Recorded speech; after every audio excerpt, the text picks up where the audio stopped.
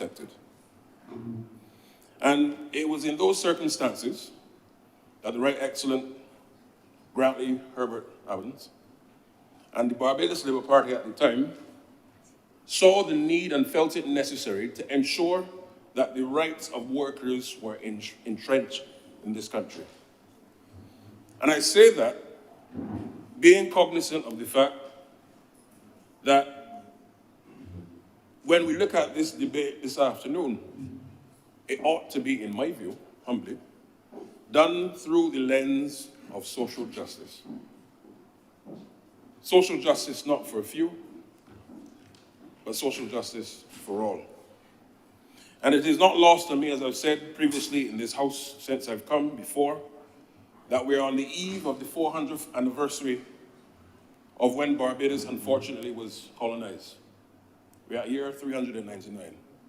And I feel a sense of humility to be able to lead in this debate this afternoon, having come from a country that was unfortunately global headquarters of the British slave trade, to some 339 years later, to be speaking and leading this bill this afternoon in circumstances where only 7 weeks ago, a black young man from Barbados was the senior advisor to the first black and African Director General of the International Labour Organization.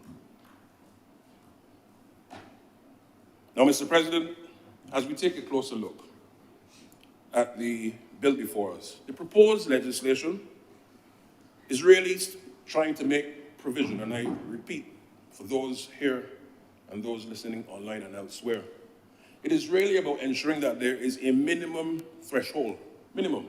So there's a floor that you cannot go below, relative to rates of pay in the first instance, and secondly, and importantly, conditions of work for employees in circumstances, and this is the important bit, Mr. President, in circumstances where concessions are granted by the state to their employers.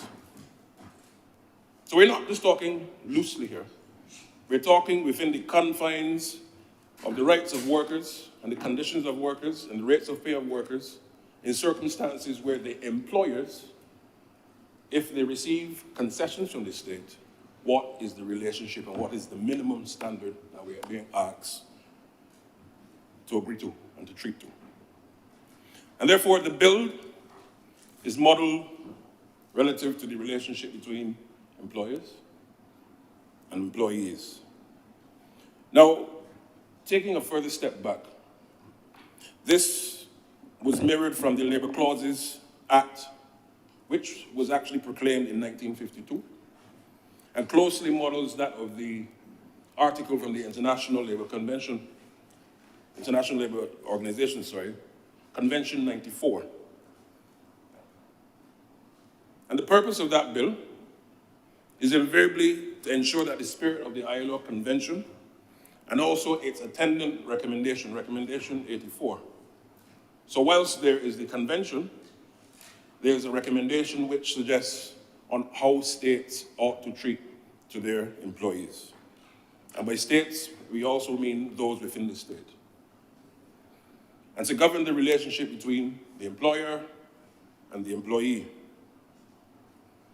Now, the Act treats to where government procures goods and services from private providers paid from the public purse. So in other words, what we're discussing and debating this afternoon is if an entity receives a concession from the state, AKA it is being funded by the taxpayer, then this debate brings that into square focus.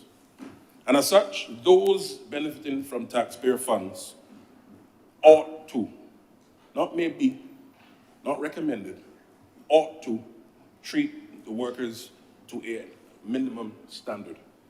And that minimum standard is now going to move from the mode of convention and happenstance sometimes, or goodwill, now into a mode of codification where there is a guarantee for workers relative to their rights. And as I said before, these are relative to the rates of pay. And And secondly, and importantly, the conditions of work. And it also seeks to ensure that as entities conduct their business, that they do so in circumstances where there's no less advantage accrued, in circumstances where one entity gains advantage over the other by way of disadvantaging their employees. Now, I want to bring recommendation 84, and I'm going through this very slowly so that we can build up and understand where we're going with this, because it's a historic day in our country, and it's a historic day relative to the laws of Barbados and the rights of workers. Now, recommendation 84 brings this cognizance into full reality, that not all who benefit from state resources do so by way of public contracts. And I want to read for you, Mr. President, and I can make this, of course, a document of the House, Clause 1 of Recommendation 84, and it says, in cases where private employers are granted subsidies or licensed to operate through a public utility, provisions substantially similar to those labor clauses in public contracts should be applied. And why do I mention this? When you look at the original convention, it focused on public contracts.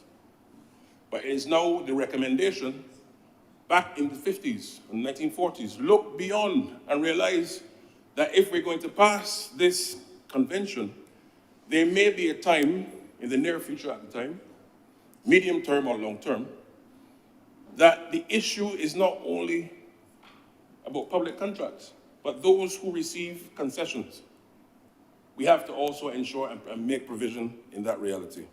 And therefore, when you look at a subsidy, which are various funds collected from the taxpayer and given to an entity which provides assistance or support for that entity's operation. And as such, concessions, as I mentioned, are a form of subsidy, where instead of paying the tax or levies due, and followed by the receipt of allocated funds, the government permits the entity to retain the amount ordinarily required to pay. Now, last year, the rates of pay and conditions of work established here focus particularly on the construction sector and the road building sectors, giving the Chief Labor Officer the power to treat to these issues relative to the standards that we mentioned before. And this was done after significant consultation with the Barbados Employers Confederation, as well as the Barbados Workers Union. And this was done to ensure that workers in entities benefiting from public contracts in the sector were not, and I repeat, this was done to ensure that workers were not treated to a standard below what was required. In other words, that minimum threshold that I'm talking about. And the methodology used, Mr. President, looked and used at existing collective labor agreements as a baseline for the consultations that were held. And I repeat, that the methodology used in those consultations was that of the existing collective labor agreements, using that as the baseline for the consultation. And out of the bosom of those consultations came the reality, and it became very clear that entities who benefit from such concessions, as it were, benefits, whether those be financial or otherwise from the state, must adhere to a minimum set of standards for their workers in the operations of their entities. Now, this administration has ensured that it comes and continues to advance the cause of workers relative to decent work. And I'll touch on decent work a bit later. But I just want to remind us, we have the Employment Prevention of Discrimination Act 2020 under this administration, setting of national minimum wage and sectoral minimum wage, and also the Regulation to Safety and Health at Work Act. Now, Mr. President, it is incumbent that the legislation be introduced so as to guide the process of granting concessions and the establishment of the minimum acceptable terms and conditions for workers engaged by entities receiving concessions by the state. Now, this also became evident during the meetings and consultations with the stakeholders from the tourism sector. Now, here is where I want us to narrow in a bit more. Out of those consultations with the tourism stakeholders, we realized that the majority of entities in the country are doing right by workers, and I want to repeat. The majority of entities in the country, private sector companies, in the hotel sector, are doing right by workers. And in every circumstance in society, or in every mode, sometimes there are a few who are not doing what is right by the workers. But even though it is a few, the size is still too large to be ignored. And whilst the majority are in compliance with the conventions and the norms to ensure that workers are treated fairly and that they get what is due unto them, the number is too large, even though small, for there to be any ignoring of that. And therefore, a number of those entities in that small percentage left the collective, and this is important, even though small in number, a number of those entities left the collective agreement between the BHTA and the Barbers Workers Union. And that caused for some concern. But equally, not engaging with union on terms and conditions of employment, and some indicated that they wouldn't. So it caused a level of concern amongst the stakeholders. And I must admit, Mr. President, some no longer honored some of the provisions that were agreed to before. As I said, and I want to repeat, so there's no level of doubt, the majority are and were in compliance. But for those who have not been, in a 2024 Barbados, a country that has gone through the backs and the burdens of injustice, that kind of behavior is not acceptable. And therefore, we now come to look at what are the obligations. So we're talking about the bill, but what are some of the obligations, or what are the obligations rather, that we are talking about today? Now, for the entities who receive the concessions, they must maintain an employee record of wages paid to an employee. Secondly, the record should show the time that the employee has worked. Issues relative to who performs the duties connecting to the award, concessions, and the benefit thereof. Records could either be kept electronically or in another format. And the records must be available for inspection by the Chief Labor Officer under the terms of the Labor Department Act. Now, the employer must treat employees pursuant to the grant of a concession as a person insured in accordance with the National Insurance and Social Security Act. Now, relative to the rights of the employee under the bill, and as I say this, I want everyone in the sound of my voice to listen to them and to tell me if you can find anything unreasonable. And I invite you to follow, because I can almost tell you before I do that there's nothing unreasonable. Because why?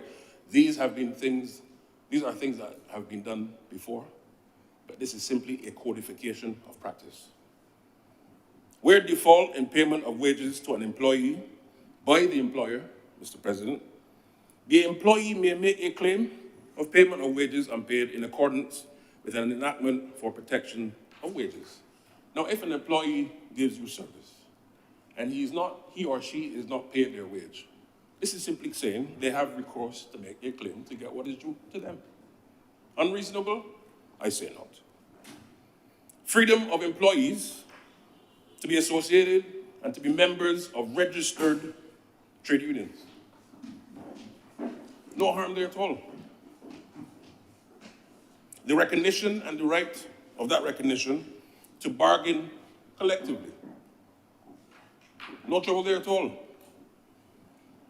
Now, Mr. President, the provision under the bill, when we look at the issue of recourse, provides for the Employees' Rights Tribunal to hear disputes concerning rates of pay and conditions of service, where said rates are established.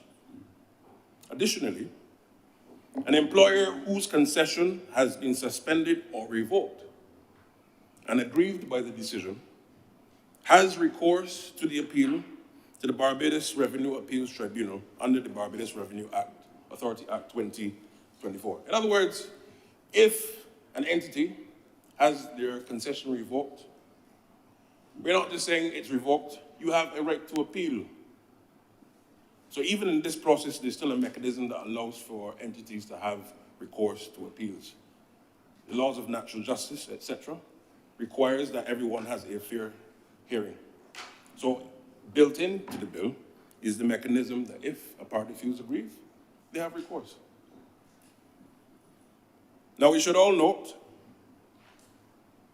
that where no existing or established rates and conditions of work exists, the Chief Labour Officer, and this is where the consultation comes in, shall consult with representatives of workers and employers, also establishing and publishing the rates of conditions in the official gazette. This is really the transparency mechanism, as we would call it in trade terms, or in ILO speak, as it were.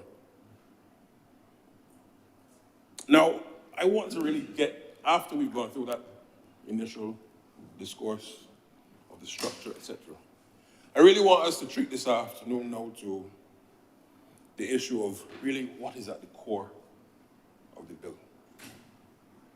And simply put, in layman's language, if you receive concessions from government, and I repeat, if you receive concessions from government, all the bill is saying to you is now there is a codified minimum standard that you have to adhere to relative to the rights of workers in circumstances relative to their pay and their conditions of work. I repeat, what is at the core of the bill? A codification of practices that have been going on for a very, very long time, many, many decades, saying that if you receive a concession from the state, you now have, as a minimum standard, to give the rights of workers, or there's a minimum rights of workers that you have to adhere to, that you cannot go below. So we're not asking for there to be anything new, but it is simply saying the rights of workers must be guaranteed to this minimum standards. And as I said, Mr. President, I've heard a lot of discussion in the public airways, social media, the print media, in the bars, in the buses, etc., on this bill. But I really want to say, as I started by saying, to their credit, the vast majority of private sector entities in the country, and in particular the hotels, have been compliant for a very long time. But that notwithstanding, there are a few who have not been so good to the workers. And notwithstanding that that number is small, it is too large to be ignored. And therefore, this is why we're here today. Because why? We have an obligation as a state and a country to ensure that we protect the interests of all, particularly those most vulnerable amongst us. And what are some of the examples of the lack of standards that are obtained? You had a situation, as we all know, tourism is our #1 income earner. Large profits made by entities, nothing wrong with that. Entities go into business to make profits. But whilst they're making profit, and large sums of profit sometimes, their workers who operationalize and ensure that those profits are materialized have to go to work in the same uniform given to them, 3, 4 years ago? Where circumstances where the color of the uniforms have changed from the original intended color. But yet they're expected to go to work looking clean and dignified, but not being given the tools necessary to do the jobs. They also had a situation where a lot of workers are not entitled to have food. And if they can't have food provided to them, the understanding was that they will be given money to be able to go and purchase. But what I'm told, and I understand, somewhere around $7 to $8. Now we're in 2024. Can you go and leave your job for lunch and go and buy lunch for $7 or $8 or $9 or $10? Unless you're going to buy something that is not healthy. Because you're going to force people now to buy things that are not in keeping with the fight of non-communicable diseases. So therefore, it's a bigger problem. But I go on, sir.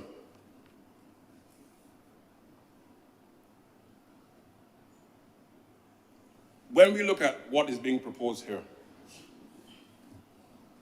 we have to ask ourselves as a country, who are we? And what minimum standards do we stand for? And what values are we going to allow our country to be known for, or continue to be known for? And I touched on it earlier, and I want to touch on it now a bit more in detail. Both in the ILO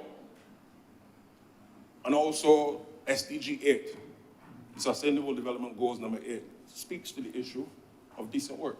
So in other words, we're not just talking about you have a job, so therefore you work, but there is a body of accepted international policy, as it were, that you shouldn't only be entitled to work, you are entitled to decent work. And what does that look like? The same things that you're talking about here in the bill. Decent wages and decent conditions of work. Being able to associate with a registered union. Because why? You must not only be entitled to a job, but the conditions of that job must allow you also to prosper, to thrive, to be able to earn a decent living, and to ensure that you have your dignity intact. When you walk into a job, you must not walk in and then leave feeling worse than you were before. And this is really what it is trying to achieve, that minimum threshold that we're talking about. And if I move on, Mr. President, and using the opportunity on the other side of my hat, with Minister responsible for investment, I've heard some of the chatter and talk on the airwaves that this bill will scare foreign investment. And I want to put that view to rest. Nothing, and I repeat, nothing could be further from the truth. And I'll tell you why. As fate would have it, it was either on Saturday or Sunday. I received 2 calls from 2 different potential investors to the country. And they are keenly tuned in to what is taking place, not just in Barbados, but on this bill. And you know what they said? We are keen, not only because it is Barbados, and yes, Barbados has a very large global following now and profile, but your bill, and should it pass, will send a significant signal to the world that your jurisdiction is a place that we can do business with. And they went further, one in particular. And what he said is that more and more in the global boardrooms across the world, owners of companies are being driven by shareholders. Well, shareholders invariably are being driven by consumers who are conscious and want their companies to do business with ethical jurisdictions, ethical companies, and sustainable companies and jurisdictions. And therefore, this, even though that is not the intention necessarily of the bill, it therefore places Barbados in a very unique place right now to be able to say to the world that we are not only the country that is championing the issue of global social justice in climate around the world, fighting the issue of social justice around the world of financial reform through the Bridgetown Initiative. But in our own country, we are ensuring that social justice is being done for the workers who make our #1 income earner a success. And the two are not mutually exclusive. In other words, if you have a successful hotel industry, the view that passing this bill would take away the competitiveness of the industry is not true. Because why? Happy workers make successful companies. I repeat, happy workers make successful companies. And if a worker comes to work and he or she knows that their employer, through law, will provide an environment that ensures their dignity, their income, and the quality and conditions of work, the level of productivity that will happen will be unimaginable. And all we are saying is the time has now come in this country, a country that has endured, unfortunately, the scourges of colonization and the mistreatment of workers. Now is the time for us to close that gap in the right of workers. But I also want to add another point. This bill, in my view, will also add to stability in the market force and the labor force. Because why? Workers strike when they're not happy. But when there's a settled body of law and conditions that allows for them to do their job in a place where they're guaranteed those standards, you have certainty in the labor force, and you have certainty in the labor market. And therefore, for domestic businesses wanting to set up, and for foreign entities wanting to set up in Barbados, you know we'll have an even stronger environment where people can say that market is a settled labor market. You know, we like to talk sometimes about attracting foreign investment only in terms of rates and currency, etc. But we have to ensure that we also do so even more to ensure that our workers are part of that strategy of why people should come to Barbados to do business, and also why Barbadian businesses should set up here and continue to set up here. Because why? The minimum standard is what we are advancing. And as I said, it is really a question of social justice. And lastly, that view that being competitive and doing what is right are mutually exclusive, we must forever put that to rest. And Mr. President, when you think on the history that I've touched on earlier, and in the spirit of Grantley Adams and the Barbados Labour Party,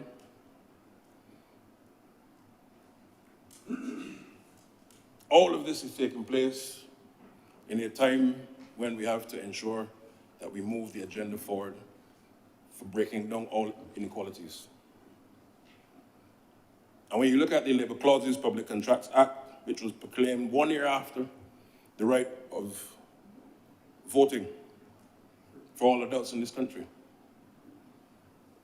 years after the establishment of the Barbados Workers' Union, which he started, Grantley Adams, some 14 years after the establishment of the Labour Party, and that 52 legislation came 15 years after he represented the now Right Excellent Clement Payne, if we all remember Golden Square. Because it was those conditions, unfortunately, that caused a lot of the unrest. There are too many examples in history that we have to know, be cognizant of, that we must not allow to be repeated. And the question is, what does Barbados stand for? Who are we as a people? And as we grow the economy, and as businesses come to Barbados, and as businesses set up, and as companies enjoy significant levels of profit, and as companies continue to receive concessions from the government, and let's be clear, there's nothing wrong with concessions once you're doing the right thing. All we are simply saying is do right by the workers.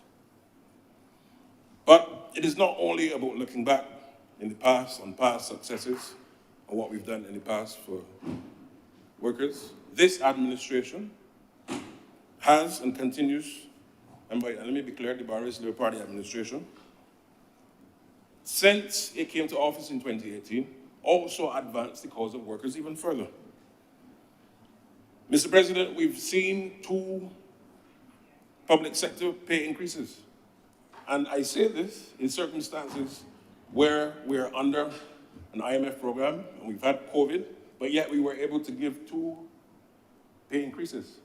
Compare that to the period before 2018, when for 10 years, the Democratic Labour Party only gave 1 under no IMF program.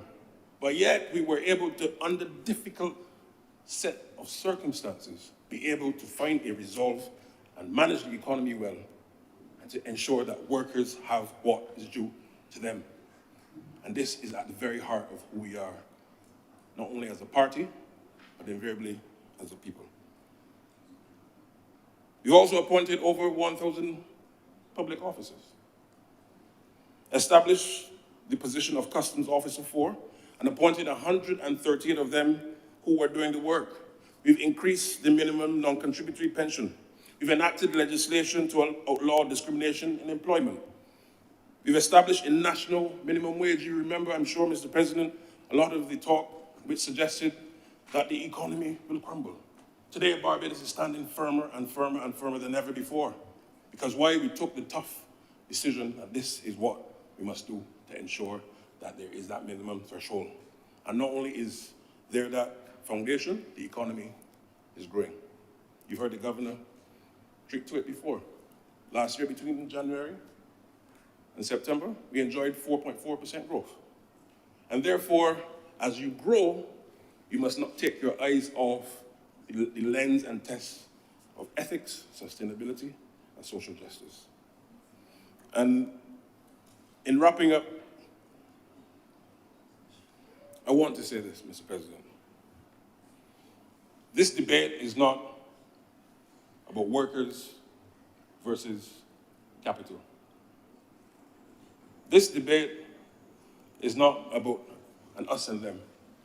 This is about ensuring that as Barbados continues to grow, and that as Barbados continues to be the place and choice of doing business, and that Barbados continues to be the place of ensuring that our people can prosper, we must ensure that our workers, as that success continues to grow, are guaranteed a minimum floor of which they can be guaranteed rights to pay and decent working conditions in circumstances where the employer is enjoying concessions from the government. And therefore, all of us in here, as honorable senators, have a moment in history that we can demonstrate openly for the records to reflect. And today, what is today's date? 21st. In years to come, maybe when I have grandchildren, and my grandchild looks at me and says, "Granddad, where were you on the 21st of February? And not just where was I, what was your position relative to the workers on the 21st of February 2024? And the question is simply put, were you on the side of workers or not? It is that simple. Were you on the side of workers or not? And there's no intellectualizing of social justice when it comes to doing right. And therefore, we have to ensure that today, that this debate reflects not only the current environment, but understanding the historical environment of which Barbados has come from. We are all the children of a post-independent nation. We are the children and beneficiaries of a new republic. And therefore, as we debate today, this debate is invariably one which will forever judge how we treat not only to workers today, but to our society going forward. And with those words, Mr. Speaker, I'd like to beg that this bill be read in second term.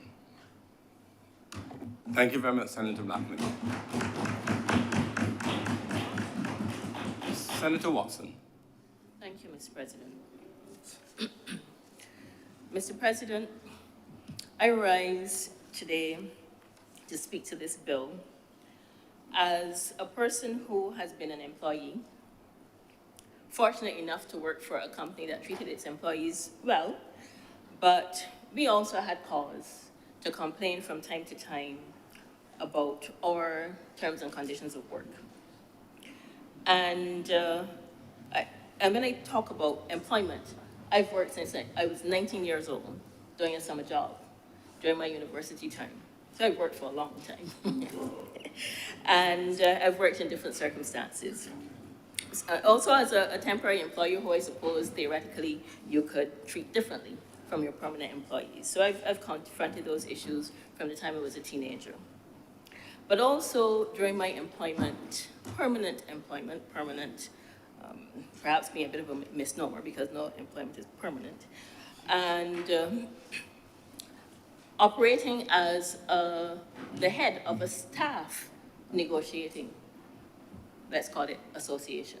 So the non-bargaining unit staff in the company had a staff association that negotiated terms and conditions as well. We didn't have a collective agreement, but we ensured that terms for the employees in that category were mirrored in each individual contract, and we negotiated over all manner of things.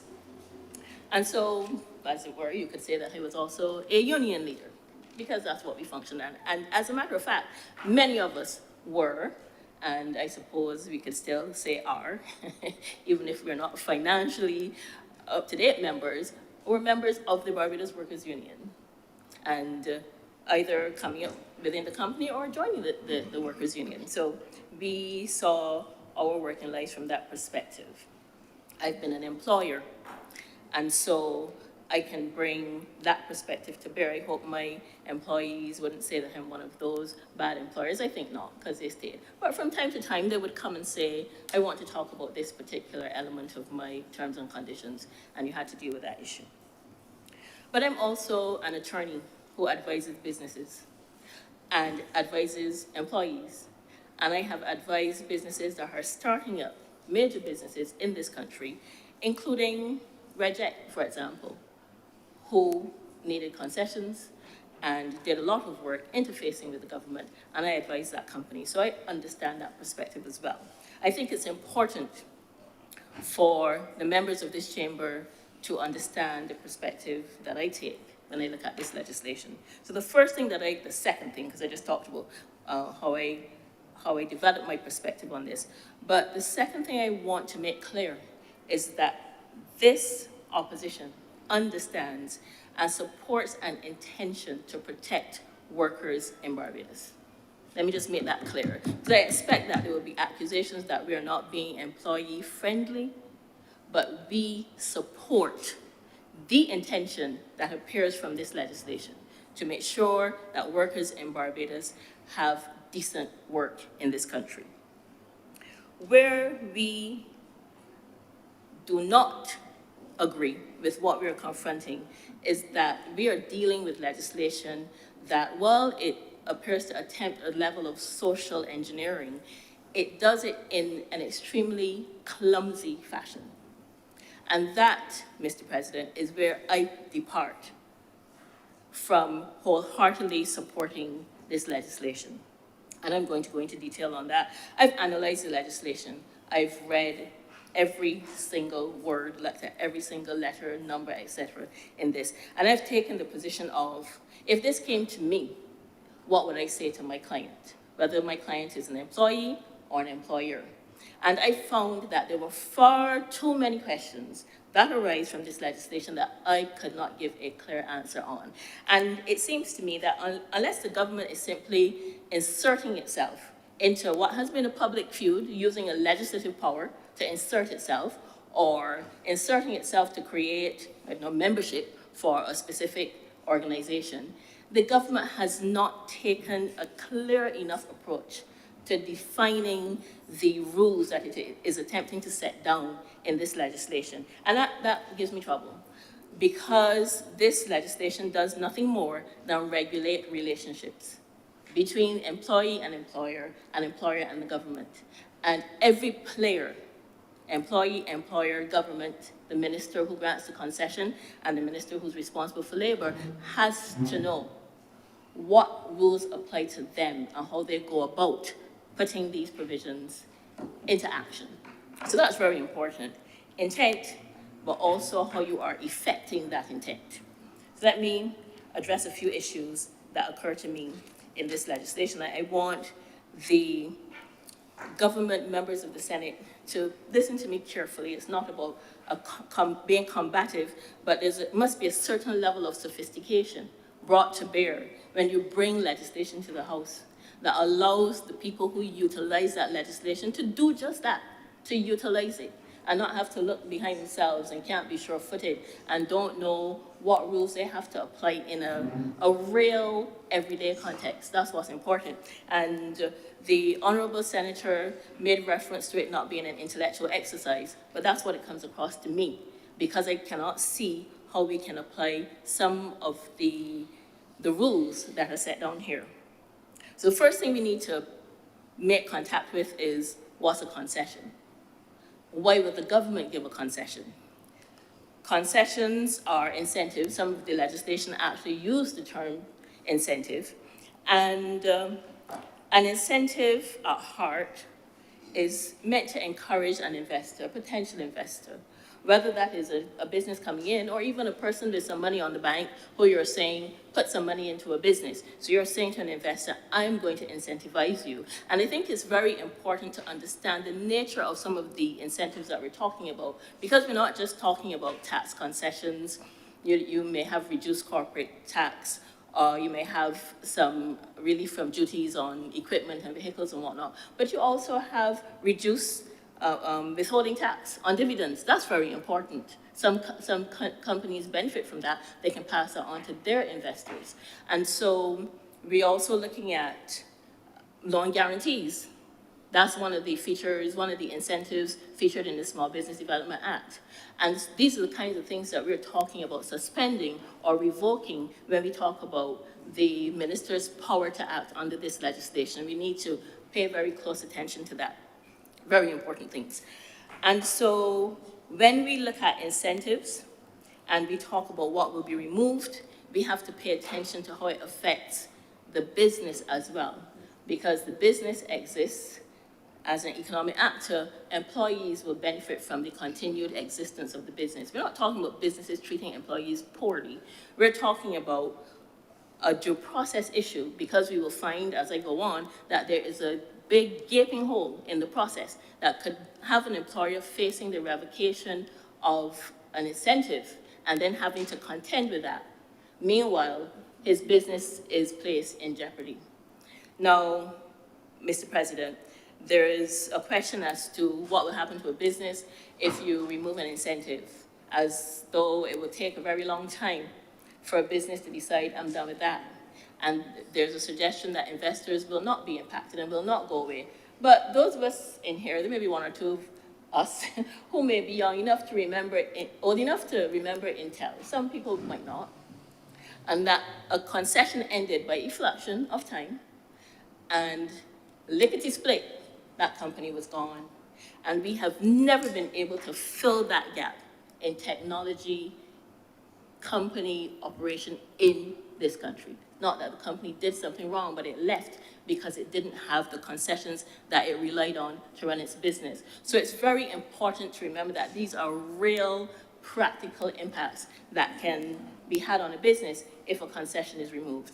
And so if you go about looking to remove the concession, we have to be concerned about the process for that removal. And that's where I'm going to be colloquial. I get the heebie-jeebies when I look at the process or lack thereof that's set down in this legislation. An employee is aggrieved. We do not know how the employee communicates to the minister that they're aggrieved. The minister goes to the minister that gives the concession and says, an employee is aggrieved. And that minister that gave the concession can suspend or revoke. And in all of that, we see no rules, no process, no timelines, no mechanism. And that gives me the heebie-jeebies. And because a business person ought to know that a complaint was made. The employee actually ought to know how to make that complaint. The business has to know a complaint was made and ought to be given an opportunity to address the complaint. That is missing from this legislation. The lawyers in here know that will discomfort us. It might give us work in the end, but it will discomfort us because we want to know what is the process. Was it followed? Was there due process? Was the person who is impacted by that administrative act, because this is an administrative act, was that person according the rights that are acknowledged under a body of law that we call public law or administrative justice? This act does not, in my view, line up with the principles that drafters decades ago in Barbados had the foresight, extraordinarily, because a lot of countries haven't done it, to put down, to codify the administrative justice rules in our laws. And this law, this bill, when I line it up against that act, it does not line up. That is the point. The due process element, the natural justice element is missing. And so imagine, if you will, that a complaint is made, and the concession that it relies on, that it will rely on for a medium-term to long-term planning horizon, is swept from under them. They have to continue, however, in business. And when that concession is taken away, several things could happen. You will have an immediate tax liability, potentially, that you have to meet. You may have to pay duties. You may find that your loan guarantee is suspended, and the bank says to you, we talked about them earlier today quite a bit, the bank says to you, oh, I'm so sorry, but you don't have a guarantee, and calls in that loan. So we see, and we understand that the government wants to have an incentive, ironically, to force an employer who is inclined to be recalcitrant to act correctly in the interest of employees. However, that is a rather big stick, because when that damage is done, how does that employer recover? And if that employer cannot recover, then the employee, him or herself, is in jeopardy. Their employment is in jeopardy. So we have to balance the interests. We have to operate in a way that makes this effective and does not end up damaging all of the parties in the process. Now, Mr. President, our quarrel, therefore, is that notwithstanding the laudable intention, the execution of that intention is clumsy. I'm going to use that word clumsy throughout what I have to say, because that is the prevailing sentiment that I get when I read this legislation. Notwithstanding all of the flowery words around why the government is doing this, one does not feel comfortable with the approach that the government has taken. And in that respect, there is a suggestion that, or rather there's a repeated reference to the hotels sector and how they conduct business. I can't imagine that it is all, so we're going to say some of them. But that's not what this act is about.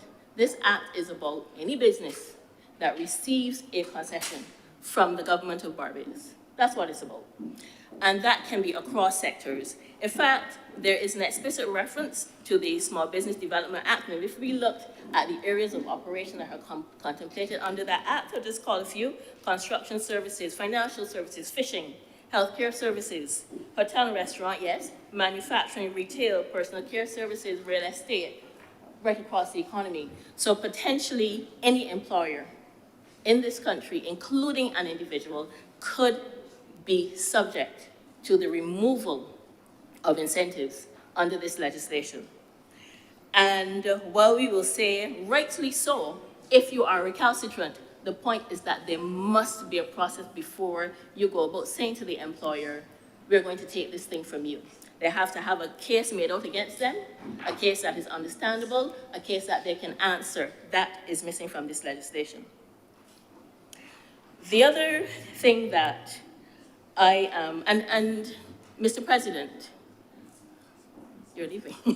Mr. President, one of the issues that arises there is, depending on how the concession or the incentive is communicated to the employer, it could actually establish a property right. Embedded in a license, for example, then you have a contractual document that you can seek to enforce. In other words, sue the government to enforce. So it's not as simple as the minister can say, scratch out this employer's name, that incentive is gone. You may find yourself, and the honorable leader of the opposition made reference to this, that we have to pay attention to the impacts, the potential impacts, and put forward legislation that it makes sense. I'm going to use those simple terms. And therefore, when we talk about property rights, we talk about due process, we're talking about essentially the rule of law. And again, the legislation must comply with the rule of law. Otherwise, we're not observing the Constitution as we, legislators, are compelled to do. Now, another issue I want to segue to before I continue to address the due process issue is that we have embedded in this bill the concept of minimum salary and hours and conditions of service, conditions of work. And I ask myself, how will those be set up? Well, the Honorable Senator Blackman, spoke about the construction sector and how the Chief Labor Officer went about doing that in the absence of an agreement between the union and, well, this bill refers to an employer's rep. That's interesting to me. But, and I will say but, I like to not say but too often, but I will say but. But we have two scenarios painted here. The employer representative and the employee representative may come up with an agreement that sets a minimum standard and that applies across a sector. That's how I understand it's supposed to happen. And that also concerns me because automatically I consider the issue of freedom of association. How do two organizations that I might not belong to compel me to comply with whatever they establish, essentially for their members? And we have to be concerned about that because constitutionality is an issue. Keeping in mind that all employers are not companies. Some employers are individuals who may themselves benefit from concessions under various statutes. And so we have to keep that in mind. Ms. President, I'm sorry for pointing at you. I didn't, that's not intentional. But in addition to that, you have a step up or step down process where if there are not those bodies who are negotiating, there's the Chief Labor Officer. And I ask, what standard is the Chief Labor Officer using? So while we can point to a mechanism that was used for the construction sector, I just listed a whole heap of sectors. And is that possible to apply everywhere? So the questions that occur to me are, what is the yardstick that the Chief Labor Officer will use for a minimum standard? Who must he consult with? What information is he going to take into account? What, therefore, can employers expect for the setting of that standard? And I ask, whose business conditions will fuel the setting of the minimum standard? Are we going to pitch it at the level of the wealthy or successful or profitable business, which means therefore that a small business will probably struggle to meet that standard, or will we pitch it at the level of the small business and therefore set too low a bar for a profitable large business to have to satisfy? These are issues that occur to me, and I think that they have to be addressed within the legislation. In addition to that, Mr. President, going back to the issue of due process, when the bitter pill of the bitter medicine of removal of an incentive or concession is administered to this employer and you're dissatisfied, so you know nothing has happened, you get a letter within 7 days saying you've lost this incentive or it's suspended, and then you have to turn around very quickly and make an appeal to the Barbados Revenue Appeal Tribunal. I think that's what it's called. BRAT is the acronym, an unfortunate acronym. But you have to go to this tribunal, and again, no mechanism You have a time frame. 7 days is not a lot in business either, might we add, given that you actually know nothing about this complaint before you get this letter. And so you have to get yourself before this tribunal within a short space of time. And then we're asking this Revenue Appeals Tribunal to adjudicate on what is essentially a labor matter. I don't understand that. I have a level of dissonance when I read that. Because, and I say that, because the underlying issue that caused the removal of the incentive is a labor issue. And I would expect that the Revenue Authority has to look at what occurred to see if you are in breach, to then determine if it is fair for your incentive to be taken away. Therefore, we're asking that tribunal to deal with labor matters, and labor matters aren't just the list of laws that we may have on, let's say, the Labor Department's website. There is a body of common law, labor law, that will affect the interpretation of those acts and that will generally apply to terms and conditions and working conditions for employees. Therefore, we're asking a tribunal that we set up to deal with revenue issues to also adjudicate labor issues from a fact basis. We're then saying, well, if there's a dispute, and I'm not sure if the appeal condition is also a dispute, because it could be. If there's a dispute, go by the Employment Rights Tribunal. Well, those of us who have worked with the Employment Rights Tribunal must automatically say, oh, hold on a minute, hold on. That tribunal is right now under-resourced, limping along. It has no chairman, it has no regulations. We've been waiting for regulations for over 10 years.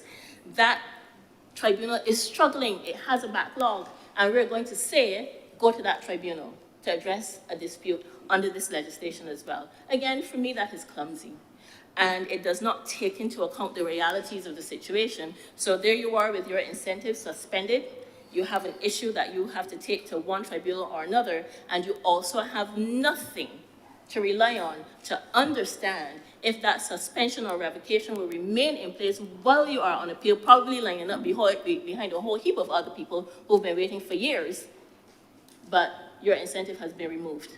And you're expected to continue to do business, roll out the same business plan that may have been reliant on that incentive. That is extremely clumsy drafting. And I refer to drafting, I don't just mean the technical elements of it, because drafters get instructions. But when the law makes it in the lower house and in here, then the people who table it have to take responsibility for whatever defects exist in that legislation. So what I say here is not about the drafters, it's about the people who have determined the policy and encoded it in the bill and have brought it before these two chambers. Clumsy drafting. And the truth is, it is going to result in my view, a chaotic situation in which employers have to function, employees have to function as well, because an employee, having made a complaint, may have a dispute.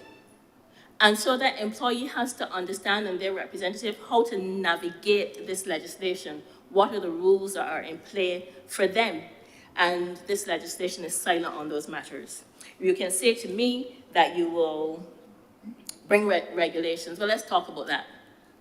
We practitioners know that we wait years, sometimes decades, to see regulations that are supposed to explain legislation. We heard that recently in relation to the Electric Light and Power Act. 10 years later, we can't see regulations to that act. And so it has held up a lot of the business that's supposed to occur under that act. Similarly, the Employment Rights Tribunal, I do believe I heard the Honorable Minister say, or at least I read it, that a chairman will not be appointed until regulations are concluded. But that means that the number of panels that the Employment Rights Tribunal has will automatically be reduced. That will increase their backlog because their functioning will be affected. And we've been waiting for quite a long time for those regulations to be put in place. So we can't say, oh, we'll rely on regulations.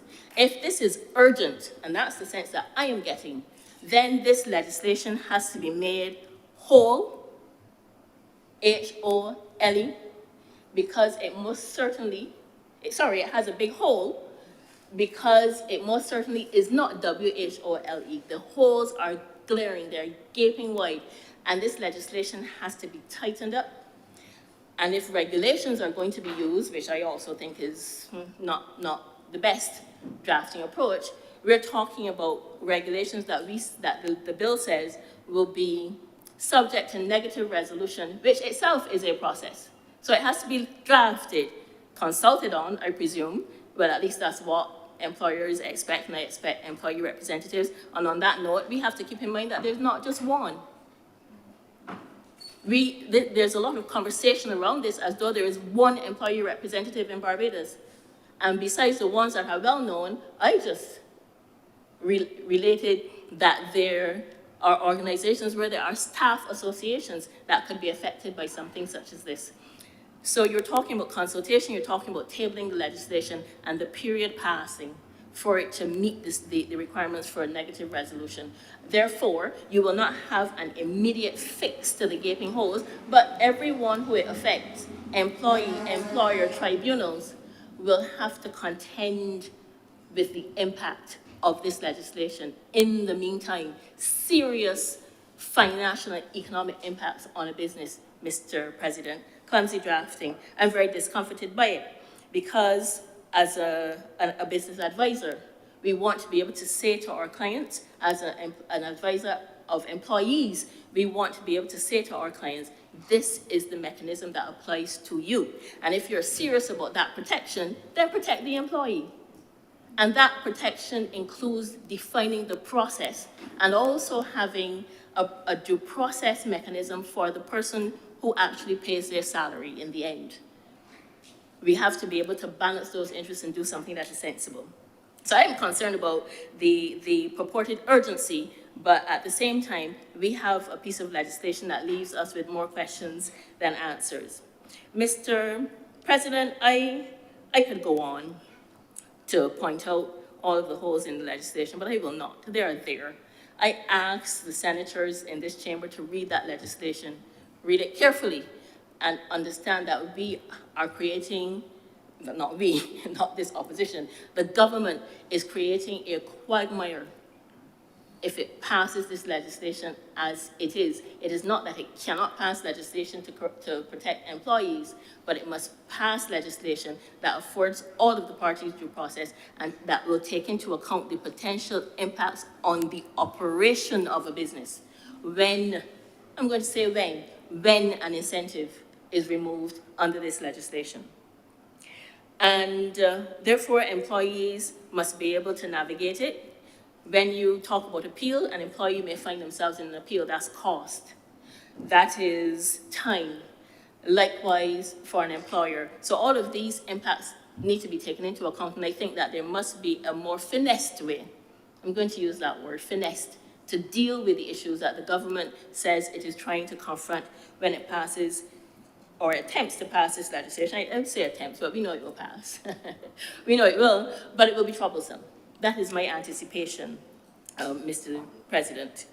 And I think the clumsiness could be avoided by careful examination of the impact, the lack of clarity, potentially constitutional issues to meet those basic requirements of legislation that I think are missing, and to consider what we're asking smaller employers, individual employers who may have incentives, for example, a returning national who may have an incentive in relation to things that they bring back into the country, or small players under the Tourism Development Act, villa owners who may employ a helper or a gardener, but they utilize their status to import things duty-free. We have to take into account that employers are not just large, not all in a particular sector, and the lowest denominator is what we have to consider because the big boys will handle it. They will have a bevy of lawyers, they will have advisors in-house, they'll be able to handle whatever this legislation might throw at them from a procedural perspective, but the small players are the ones who find it difficult to contend with this kind of regulatory burden. I say burden, not having to treat employees well. The burden I mean is having to deal with a process that might visit itself on you, and you could not have headed off because you don't know that it was happening when that person made the complaint or the minister made the decision. And so the intent is supportable, but the road to hell is paved with good intentions. And I think that this is a case where we are on the road to hell if we do not fix the holes in this legislation. It is going to create uncertainty for people who have invested and are intending to invest. I reject the idea that it will not cause concerns for people who are intending to invest. And the people who are intending to invest aren't just the people who are going to come with a big project. It's people who we're asking to take money out of the bank who may be incentivized to do so because they have a relief from withholding tax, for example. And so these are the kinds of issues that have to be taken into account.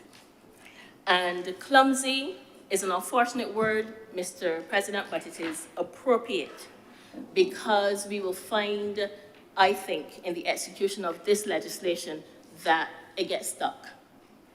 It gets stuck because nobody knows what steps to take. The complaining employee, perhaps not even the ministers, because they will have public servants who tell them, but I don't think you could do it in that way.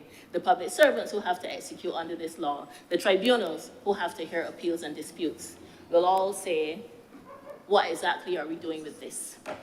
And the notion that we might be asking for perfection and that perfection might be the enemy of good enough is another suggestion that I have to take contention with, because nobody's asking for perfection, but this is most certainly not good enough. I don't even think it qualifies as moderate, Mr. President. The intention is good enough, but the execution of what the government says it wishes to do is not good enough. And not asking for perfection, asking for better in drafting, clarity, all of those things that I've spoken about before, due process to be applied to every single party affected by this legislation cannot be a contentious issue for the government. That's what the government says it wants. It wants investors to be satisfied, employees to be protected, and the functionaries to be able to perform their functions. Those requirements are not adequately addressed in this legislation. And one other thing I'd like to address, and that is a suggestion that perhaps this kind of hammer can be applied to not complying with remedies awarded under the Employment Rights Act. I heard that, Mr. President, when I was visiting the other chamber during that debate, and I was taken aback because that legislation actually has an enforcement provision that allows enforcement in the same way as you would enforce a judgment in the courts. The real problem is that you have to get into the courts. And that legislation, allow me to just consider the Employment Rights Act, but it's embedded in this law, so I think that's appropriate. Because employees are on their own, they do not recover costs, they find themselves challenged to enforce that legislation. The fix isn't this. The fix is to ensure that an employee either has a process that they can navigate on their own, or if they have to get advice, because the advice is not always an attorney, that advisor's costs can be paid. I think counsel in the room would agree that that is something that has been a challenge in relation to the Employment Rights Tribunal for some time now, and I believe that that is the real challenge in relation to enforcement. Mr. President, I have tried to address the main issues. There are some others, but I think these are the key elements of this law that caused me to pause. I heard of it, I paid attention, I said, of course, yes. This is important to protect employees, and the opposition feels very strongly that employee rights are at the heart of well-being in this country, regardless of economic, social, mental well-being, the heart of it. However, we are concerned that this legislation is going to cause too much uncertainty in relation to key elements of some businesses' economic underpinnings. And we ask that the government pause, pay attention to those details, put the fixes in, and if you can't put the fixes in this legislation since it's already been passed in the lower house, put those regulations in place quickly and take the lacuna into account, the procedural issues into account when those regulations are passed. Mr. President, thank you for your attention. Thank you very much, Senator Watson. Senator Maladu. Thank you, Mr. President. I shall be brief. I want to thank Senator Blackman for his clear presentation on this bill before us. I am especially appreciative for the lengths that he went to point out that everyone shouldn't be painted with one brush. None of us ever want to be in that situation, and I much appreciate that he's cleared up some of what has been seen in the local media. There are rogue employers out there, and to the extent that they are, they should be dealt with. 100% agree. Well, my comments, Mr. President, is that in general, this bill, I would characterize it, sir, as saying it's a law that says you must follow other laws. And I wonder where it all ends. Do we come back sometime later on and say we have a new law that says we have to follow the law that says you have to follow some other laws? But why do I say that? And I give one small thing with this. Very small before I get to my substantive point. But for example, the second schedule of this bill in item number 6 prescribes that an employer should recognize the freedom to join a union. I've paraphrased it, but that's what it says. For me, my guiding light, and I was reminded by Senator Maynard as we exited for lunch earlier, that the guiding light that we all follow in here is the Constitution of Barbados. And the Constitution of Barbados, as it stands today, at Section 21, enshrines the right to belong to a trade union in the Constitution. I do not need another law to tell me that if you, as an employer, restrict your employees from joining a trade union, I don't need a new law to tell me that. That is the Constitution of Barbados. So please don't understand, I'm not upset about it. Maybe you are reiterating what is already in the Constitution, and that's all good by me. Mr. President, my main thing here that has me a bit confused by is, when I read this, I can't imagine that there is any reasonable person that would believe that a business in Barbados who gets concessions, gets the benefits, gets some special benefit given to them, and we'll talk a little bit later about the need for that, should then break some other law and expect to retain the concessions. That would be completely unreasonable. But it made me think, why is this necessary for us to say this? Because in my experience, we've actually seen companies who have gotten concessions, and we have failed to enforce with those companies and done anything about it when they failed to do what they were meant to do under that. They will put forward a proposal, sir, that says they're going to do A, B, and C. And that is the premise for which they are granted these concessions. And then later on, we find out that they've only done A, they did half of B, and they never even touched C at all. I agree completely, sir, that we must have teeth to be able to say, sorry, you have not fulfilled your part of the bargain, and you do not get the benefit of that concession. I think we would all agree to that. So that really leads me to what I've said to some might be a surprising turn in this debate. I want to turn to the concessions itself, sir. And what I would like to say to this chamber, to all who would hear me, is that let us think about what are these concessions. Now, in the particular bill before us, I think it is the third schedule. Bear with me, sir. I think it is the third schedule that refers to the particular laws that must be followed. That's the one that says, this is a law that tells you you must follow these 8 laws that already exist. In my opinion, if you have already been in breach of the Employment Rights Act, we should be taking action against you. Or if you are in breach of the Employment Prevention of Discrimination, we could go on. I don't think that we need a law to say that you need to follow these laws. But on the concession side of it, which is in the list, the bills for which the concessions of which you come under, which is the first schedule, sir, there are 5 of them. These are not the only concessions in Barbados, as others have pointed out. You can get a concession by being relieved of some obligation, taxes or duties or otherwise.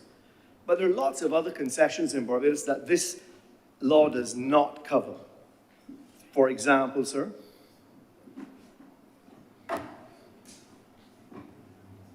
there are concessions related to manufacturing in general. We protect industries, garment industries, manufacturing industries. We protect, at one time, fast food industries. I throw out a few of those examples. There's any number that the honourable senators in here can refer to. So when you get the benefit from government, it's not just these 5. These are the 5 that for some reason have been targeted here. But in my opinion, any business, any employer who does not follow the law of Barbados, there should be a consequence to it. This law is saying, in its narrow form, it only addresses those businesses that get concessions. So I thought I would look back and say, well, you know, what's the reason for these concessions anyhow? And that's the troubling part, sir, that perhaps will come as somewhat of a surprise. But in thinking back over the last 10, 15 years, I cannot think of one substantial new business, one substantial new investment, whether it be in real estate, distribution, hotels, construction, shopping malls, manufacturing, marinas, golf courses, retirement villages, overseas education institutions setting up here, who have not got concessions. I'm not saying this is a bad thing, don't maybe be upset. I'm not saying it's a bad thing. I'm trying to look at the structure of our economy. Because fundamentally what we have, and concessions, sir, are used all over the world. I remember seeing a few years ago, there was, I think it was Amazon, was bidding in the United States to say where are they going to put their next big mega distribution. And New York wanted it, and North Carolina wanted it. And each state is vying for how do you get them, and they offer them concessions, tax relief, all kinds of things. So concessions as a government mechanism to encourage investment is done all over the world. But Barbados has a unique situation in this. Because unfortunately, sir, I cannot find any investment that has been made in the last 15 years that wasn't granted a concession, a large-scale investment. So, sir, maybe the time has come for us, and this bill, as the Honourable Senator has described it, very reasonable terms, maybe this is a time for us to look broadly at these concessions and recognize that fundamentally the Barbados economy is uncompetitive. In its natural state, it is uncompetitive. And the only way that we attract investment is by offering concessions. Whether it be, and as I say, these are only 5 of them that are mentioned here. 5 of these. There's the one, the CAP 67B, which has been kind of replaced with some other things, is very broad. It gives a lot of discretion. That concessions regime, sir, in itself creates uncertainty, which is a problem for Barbados.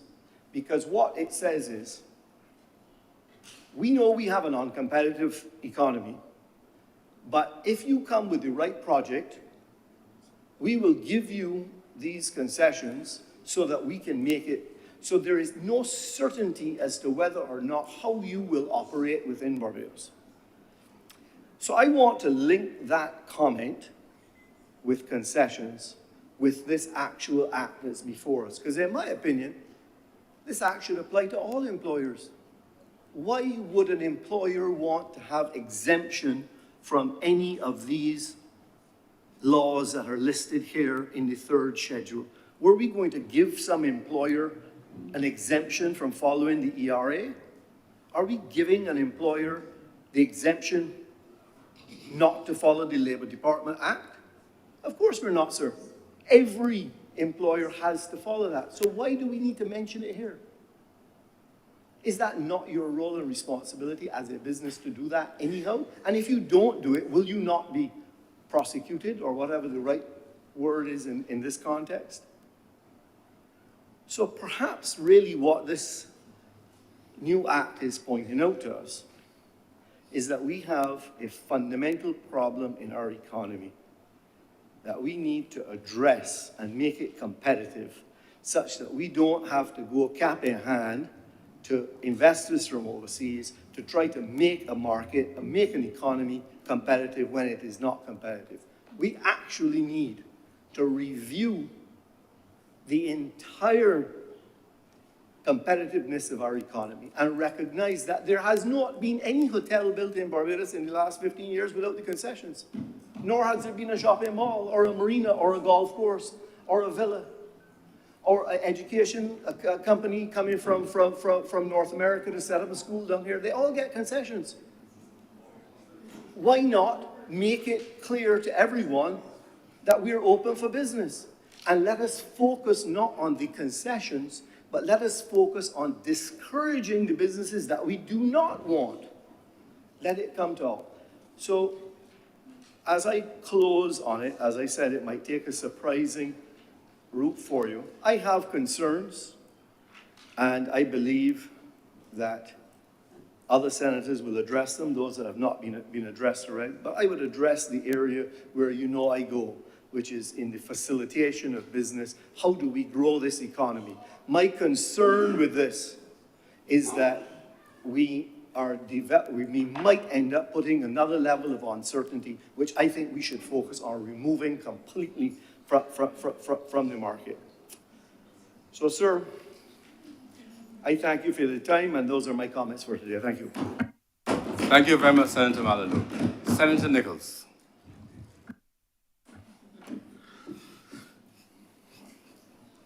Mr. President, permit me to begin my contribution to this debate with the observation that as a democratic society that has respect for the rule of law, that the law cannot rule if it cannot protect. And I have sat and listened to the contributions of the last two honorable senators who spoke, and I have discerned a similar pattern to some of the commentary that I have heard and read from other media sources at this surprising alarm at government's efforts to ensure that basic, decent standards are to be applied to businesses who receive tax concessions from the government of Barbados when they operate here. I suspect, Mr. President, that it is being misassumed that this legislation is intended to cure all the ills in the labor market. That the government is intended to bring this one omnibus piece of legislation to address all of the concerns of labor and to ensure, as they will say in other places, that we can all run down to this inexorable march to a New Jerusalem. Mr. President, I've heard the bill described as clumsy, and I consulted with the dictionary meaning of the word because I wanted to make sure that my learned colleague who spoke as the lead of the opposition in the Senate,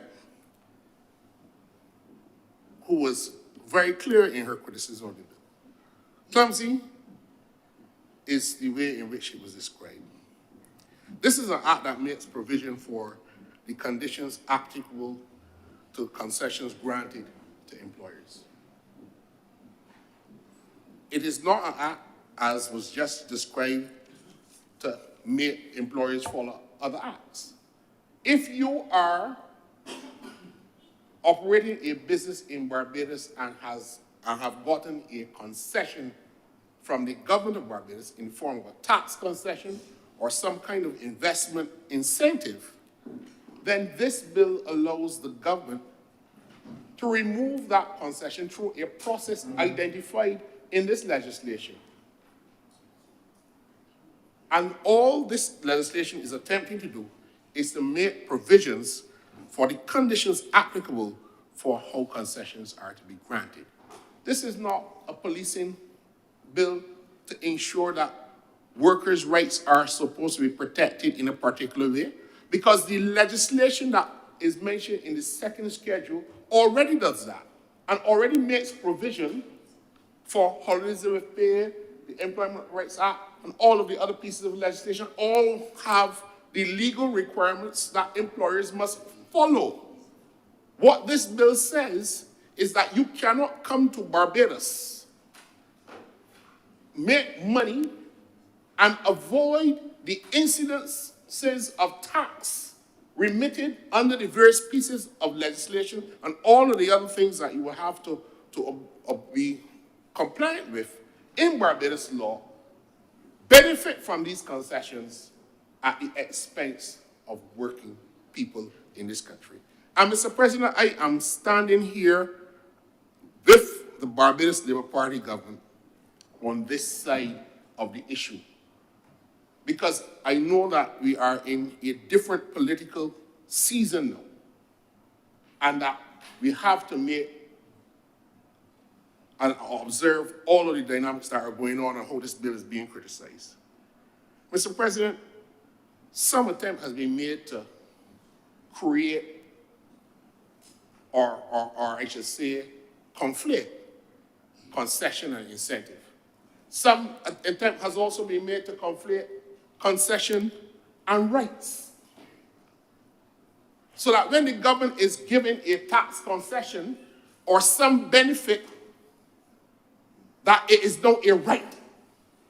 And in order to take away the concession, the government is now in breach of the Constitution.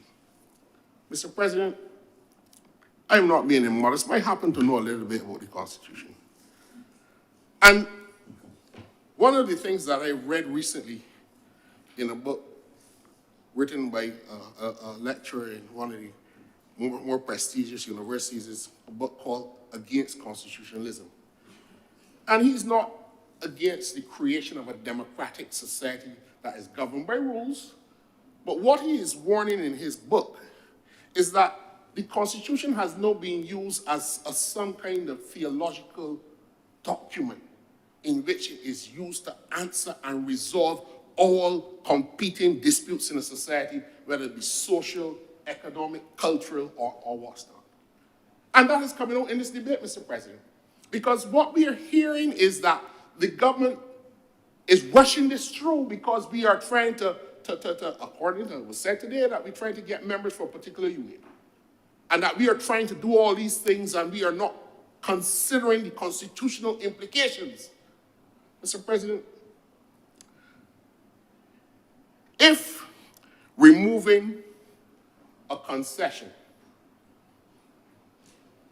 as a result of being non-compliant with the laws of Barbados is unconstitutional, then what would be the legal basis for government to take taxes from people in the first place? Think about that, Mr. President. If the government is removing a concession because without the concession, you would have to pay the tax. But we're now conflating concession and right. So that the removal of the concession is an infringement on your constitutional rights.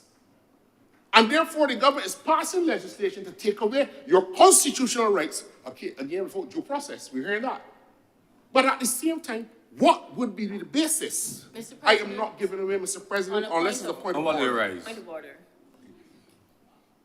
Senator Nichols, Mr. President, is incorrectly suggesting that statements were made conflating a concession being taken away with a constitutional right being taken away. That is not what was said, certainly not by me. There was only one other speaker, and I do not recall Senator Malibu, but he can speak for himself, making that suggestion. The suggestion was, to be clear, that a right could be granted in such a manner that it is embedded in an enforceable contract. The reference to constitutional rights made by me was in relation to freedom of association and constitutionality generally of legislation. Thank you, Mr. President. Thank you, Senator Watson. Please proceed, Senator. Mr. President, I was not making any point in relation to anything Senator Watson said, and she can rest assured that when I am referring to what she said, I will let her know. Mr. President, the argument has been made in the country that the taking away of concessions tramples on people's constitutional rights. And I'm making the point, Mr. President, that if taking away a concession which would otherwise, or I should say hitherto, the taxpayer would be required to pay these taxes, then what would be the basis of taking tax in the first place? If money in the hands of a business is property, at the time of the assessment of tax, it will have to be property at the time of the withdrawal of the concession. But they are making this constitutional argument to bamboozle people, Mr. President. Because the very Constitution of Barbados, which speaks to property rights, in Section 16 of our Constitution, and if I may just be permitted, Mr. President, with your indulgence, Section 16 of the Constitution, and I'm saying this because there are people who are creating the political narratives and they are blowing the dog whistles, that the government is there interfering with your constitutional rights bit by bit. This Constitution of Barbados has provision for the protection from deprivation of property. No property of any description shall be compulsory taken or possession of, and no interest in or right over property or any description shall be compulsory required, except by or under authority of a written law. And what is interesting, Mr. President, is that, we have this view that once the Constitution establishes a right, that the right is absolute, that there can be no derogation, deviation, or abrogation of that right. The Constitution also provides for exceptions to rights. And I heard, Mr. President, the argument being made that we are on dangerous constitutional ground, but the dog whistle is being blown. And you have to call it out because they are using the Constitution as a theological weapon against this government to create a narrative that we are trampling on people's rights. The very Constitution of Barbados provides an exception because were it not so, the government could not tax in the first place. If the right to property was as absolute as was being contended, then the government could not tax. The government would not be able to take away your property. But what we have is the innocency of the workers being misused and people in Barbados being misused by political operatives who cannot come to support this government in doing what is right. All of us who practice law and represent working people know about the errant employers in the various sectors across Barbados. What, therefore, can be the moral justification of a business coming into this country being assessed a tax like every other person in this country, whether a person, a human being, or a business? But they apply and get a concession, they come and bring their business, and they can only make money at the expense of the workers of this country.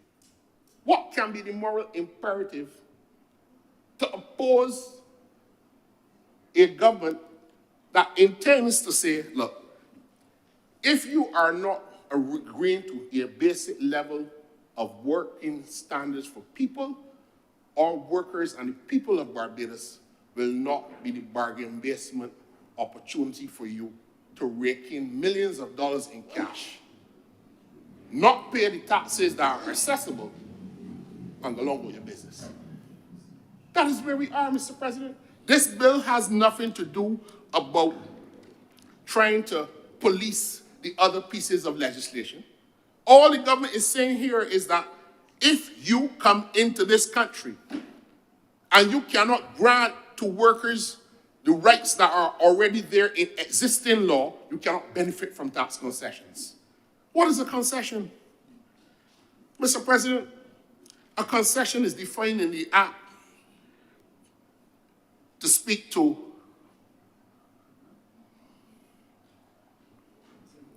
at Section 2. It includes an exemption, waiver, or remit of tax under an enactment settled in the schedule, or a benefit granted to an employer having received an approval of the status of the employer as an approved entity as defined in the enactment, or the status of an improved product or approved project as defined in an enactment, or the status referred to in the following subparagraphs. So the Act narrowly defines what is a concession, but we know what a concession is, Mr. President. It is a reduction made by government in the amount of a tax that is assessed to a particular group of people. They would ordinarily have to pay this tax, but the concession is granted as a means to incentivize them into some kind of activity that would benefit the country and the people. But we are saying here, you can't come to Barbados and benefit from tax relief at the expense of working people. What is wrong with that? And all we are having is these debates to take the legislation and say that it has holes in it. But what are the holes? Mr. President, I heard Senator Watson, and I'm sorry that she's left her seat because I'm now coming to her, speak to the fact that an employer must know when an employee is complaining about some breach of the law. That is a reasonable statement. You can't fault that. But it is not for this piece of legislation.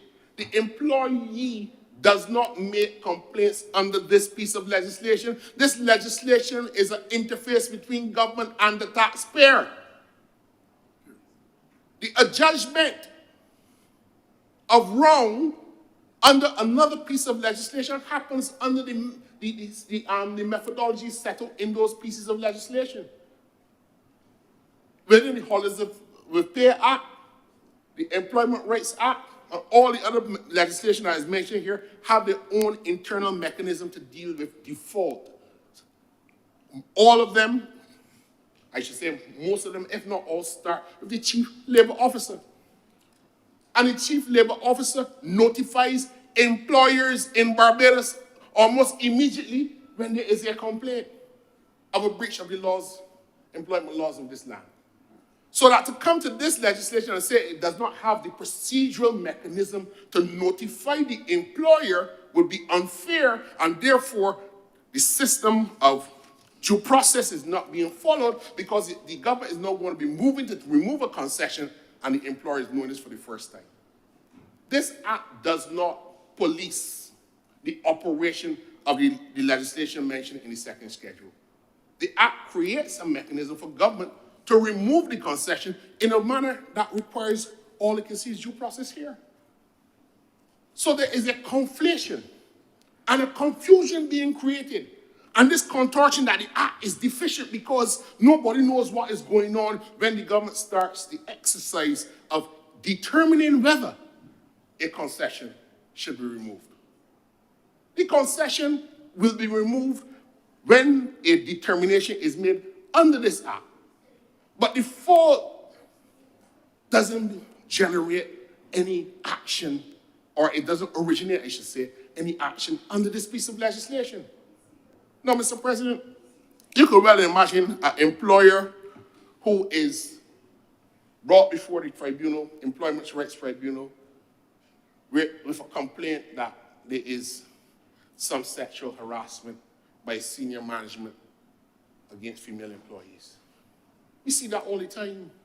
Senator Boyce will tell you we see that all the time. It is rampant across the country. How many cases have the tribunal dealt with sexual harassment? Not one. Why? Because the system is such that women in this country are working in terror. I can't talk because if I talk, I will be able to identify victims, Mr. President, because this society is so small. But only 2 weeks ago, Mr. President, I had to walk away from a client that I have known for a long time and asked my senior in Chambers to see her on the matter because I couldn't even deal with what she was telling me. Working at a hotel in this country. Subject to the and up to now, we had to write to the police to ask them why have they not brought criminal charges against this man. A repeat offender, everybody across the sector know. This is what people have to deal with in this country. And all this legislation is saying to you, if you are an employer, if it happened once, I doubt very much due process could require that the government takes away a multi-million-dollar tax concession because a manager interfered with a woman wrongfully. But if you are an employer and that situation occurs repeatedly and repeatedly and repeatedly, and you're doing nothing about it, tell me, Mr. President, what do we do in a good society? This is about people, Mr. President. This is about honoring the dignity of the human person. Barbados is not a bargain basement place where you can come in and there is cheap labor, that you can unfair us like a pack of fools, and the government is compliant because according to every airport, every hotel, every this, every that is built by incentives. Everybody can come at the expense of our sisters, our mothers, our aunts, our brothers, our nephews, our sons. That they have to subject themselves. There is a particular hotelier in this country with tax concessions going on, Mr. President, I believe longer than I will be alive. That is singly the worst employer in Barbados today. And that is my opinion. Most disgraceful in the way they treat workers. And every lawyer in this country knows who I'm speaking of. Don't waste any time going to any meetings, because your client not going to get any fair hearing. But that is what we have to contend with. And Senator Watson is correct, Mr. President. The tribunal system and the employment rights system is bogged down. It's not bogged down because of any failings of the government. I stood here long ago when Senator Sir Roy Trotman sat where Senator Nurse sits now and called for, Senator Parrish will remember, an industrial court in this country. And when I got downstairs, he told me, look, no, young Nichols, your great uncle's beef and bodyguard were vanguards in the Barbados Workers Union, and they will be upset that you're trying to upset the whole process of collective bargaining and so forth. Well, Senator Malou spoke about collective bargaining. But you know that the Constitution of Barbados creates a right under the freedom of association to join a trade union. But we have had a consistent interpretation of those rights in such a narrow way that it does not include collective bargaining. So much so that when the late Justice of Appeal, Mr. Jefferson Cumberbatch, writing on the QT Lynch decision, when the last government sent home hundreds of workers from the NCC, neither the Barbados Workers Union nor the National Union of Public Workers were recognized by a government institution. And he wrote in response to the decision of the tribunal that the time has long come for collective bargaining to be recognized in the laws of Barbados. We have government agencies and the private sector as well telling trades unions that they are not recognizing the unions as the representative of workers. this happens in this country. And it happens more so in the private sector, Mr. President, because the workers there are not as organized, because there is no moral suasion that can move some of the private sector employers in this country into action. The government is always embarrassing that. Actually, the government has to correct it, and most of the time it does. And another criticism I'm hearing about this legislation is that the consultation process did not involve the other unions. Which trade union or staff association representing public workers gets a concession from government to operate? I don't expect the National Union of Public Workers to make the same contribution on this matter because it doesn't interface with an employer that obtains a concession. But the employer that they interface with is the grantor of the concession. But this false narrative, again, is made for malevolent political purposes. And we have to call them out for when they are, because people will hear these things and start to say 1 and 1 is 2 and 2 plus 1 is 3 and start to create a false narrative that feeds into the refashioning and the reshaping of a moribund political system that is seeking to grasp for dear life because of recent political happenings. That is what is going on in this debate, Mr. President. So I have come to the debate, and I sat and I listened to the criticisms for the last couple of weeks on the debate. A simple piece of legislation. The Barbados Revenue Appeals Tribunal makes a fundamental determination in relation to whether a concession granted by the government of Barbados should be removed. The government is not taking away this concession willy-nilly, arbitrarily, or without any process. I understand that we want rules. I agree that rules should come.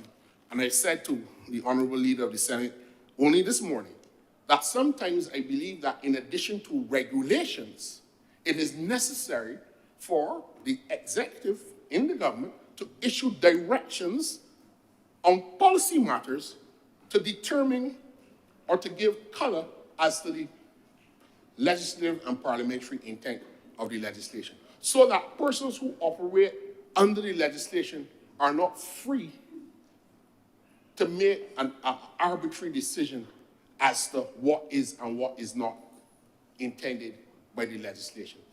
And that happens in regularly organized systems where executive direction is given. And the policy might change, Mr. President. And when the policy changes, the executive directives change accordingly. And that perhaps may be necessary, but it cannot be a situation where an employer is claiming that if there are several breaches of the legislation protecting workers' rights going back from the 1950s, Mr. President, operating in this country, collective bargaining agreements in sectors that have gone back for several years to secure the basic standards of working people. An employer is not going to hear for the first time that managers are not allowed to take part of the service charge. So to create the impression that these standards that are being regularized and the government is using the heavy hand to legislate them, the government has to use the heavy hand to legislate when there is no urgency to recognize that people require and deserve decent work in this land. So, Mr. President, as I close, I want to assure you that this bill, when it comes into law, the Labor Clauses Concessions Act, is not an act intended, Mr. President, to be utilized by employees when they have grievances with their employers.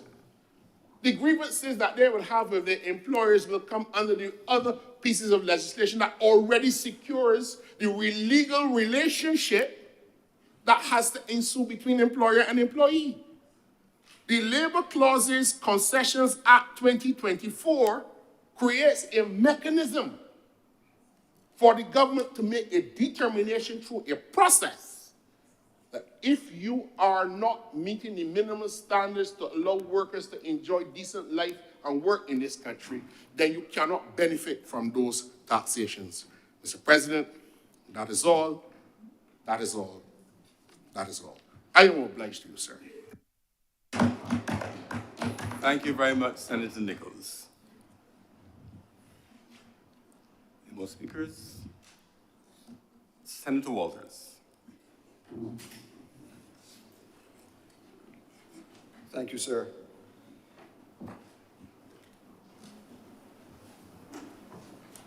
I wish to start my contribution by acknowledging and reiterating Senator Watson's comments that the Democratic Labour Party is very much respectful of the rights of workers and supportive of those rights of workers. And as I go down in my presentation, sir, you would see what I mean as I come to those areas. I also want to say that I myself, as a young boy, I understand what the workers in the entire industry are going through if they themselves are not getting their just due. Because I lived in a household, sir, that in which my mother worked in the industry for many years, and I know the impact of tips and service charge and all those things and how that means, what that means to a household, sir. So we are not aloof to the realities of those few employers, as Senator Blackman has alluded to.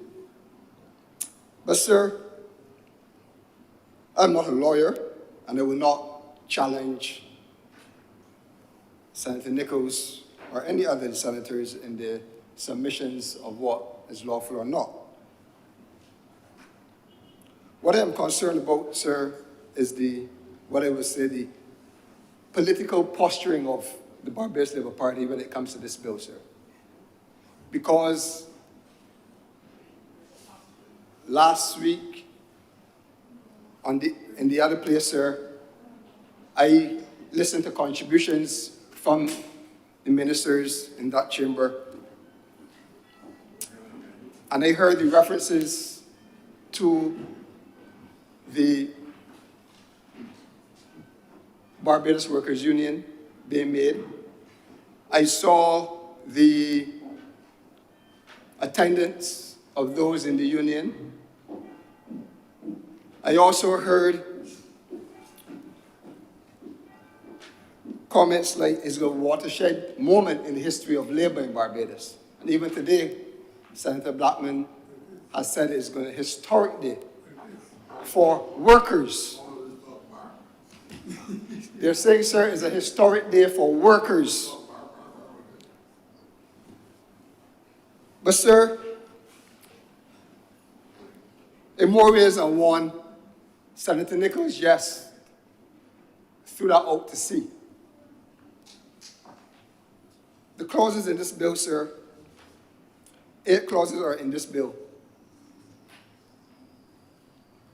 And when we review the clauses, you will see, sir, that it is warm over soup, sir, as it relates to labor legislation and representation for the workers.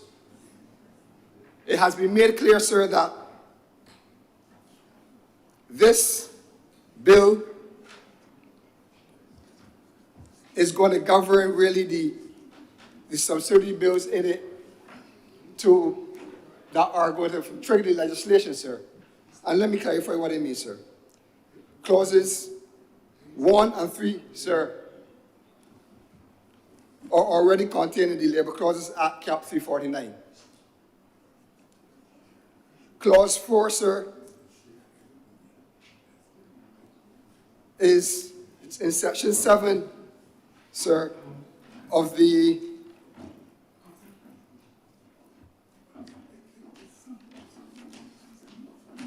Section 7, sir, of the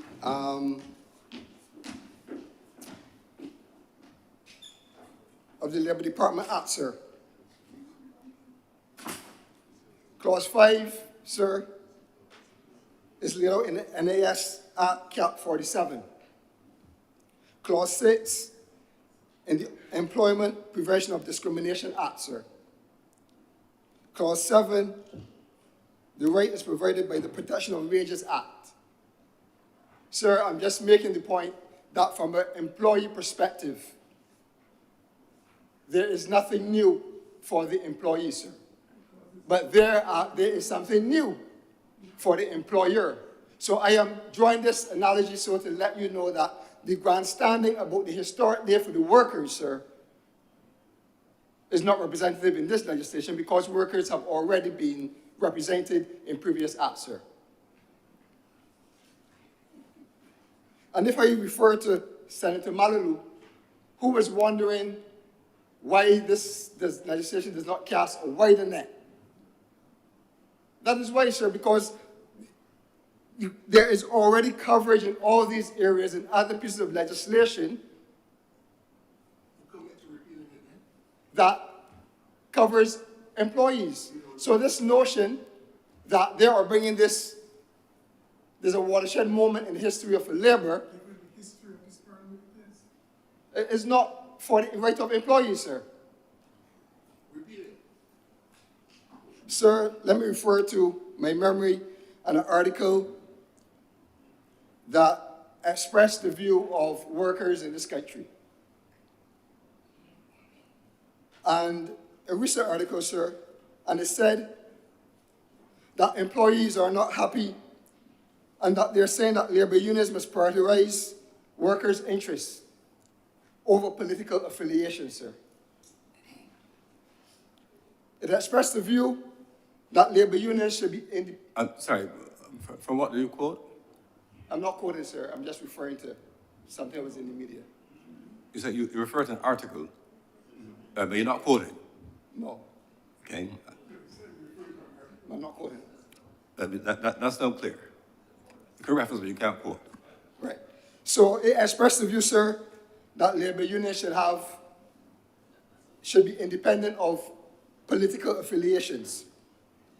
And it also, sir, highlighted that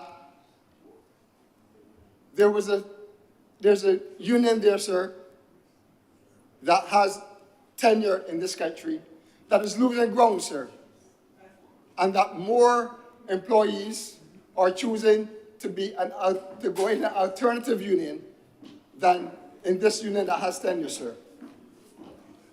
But why do I say that, sir?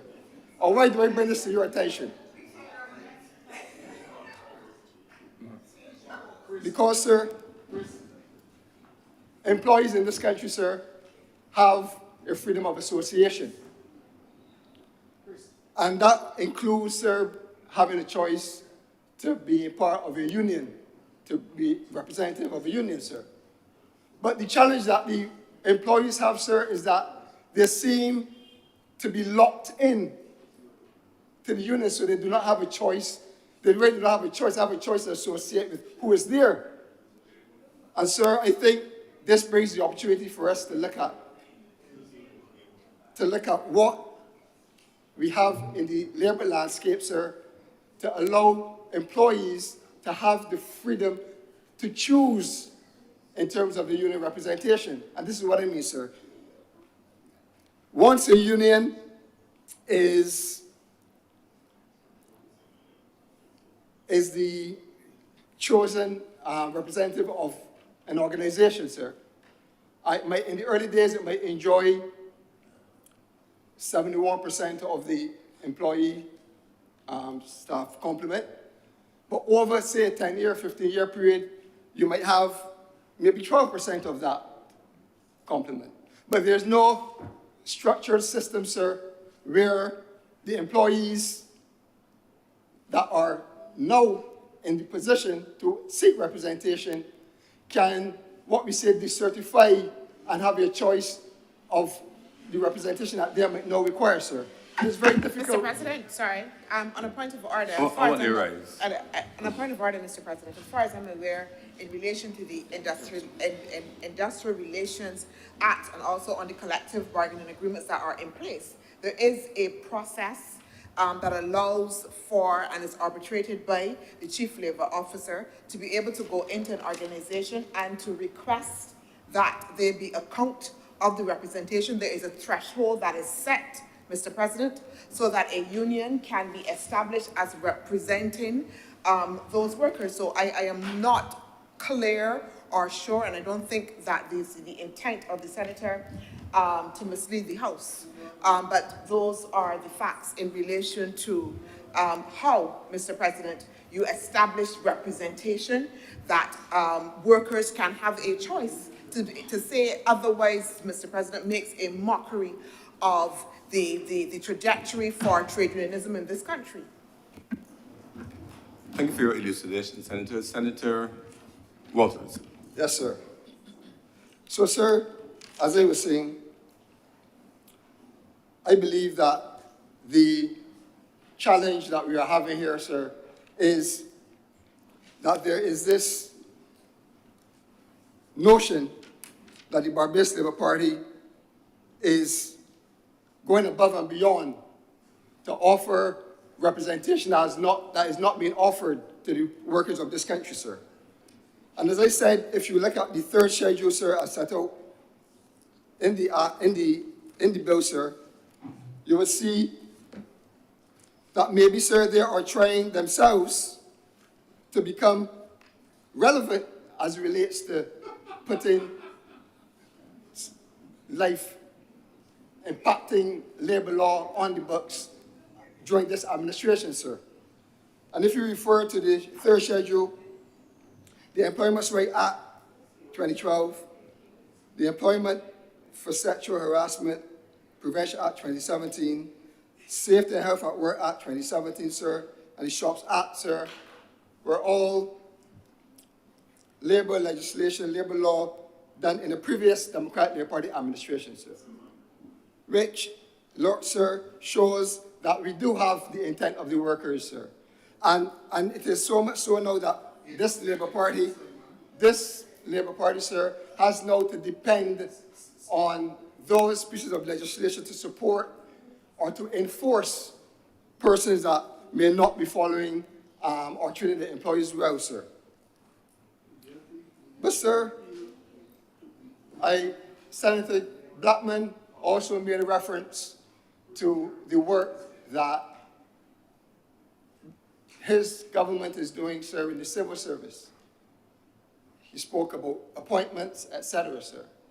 But there's also a worrying trend because growing up, you would hear, you practice what you preach, sir. But there are also instances where, sir, we are seeing workers in the public sector or working in the service not being treated fairly, sir. With the use of contracts, sir, which will not allow them to be able to obtain even a sick leave benefit, sir. They will not get, sir, the opportunity, sir, to have that dignity as well, to be able to even get a job letter, sir, to go and advance the livelihood of their family, sir. Sir, it is no doubt or is no secret, sir, that I seek to represent people.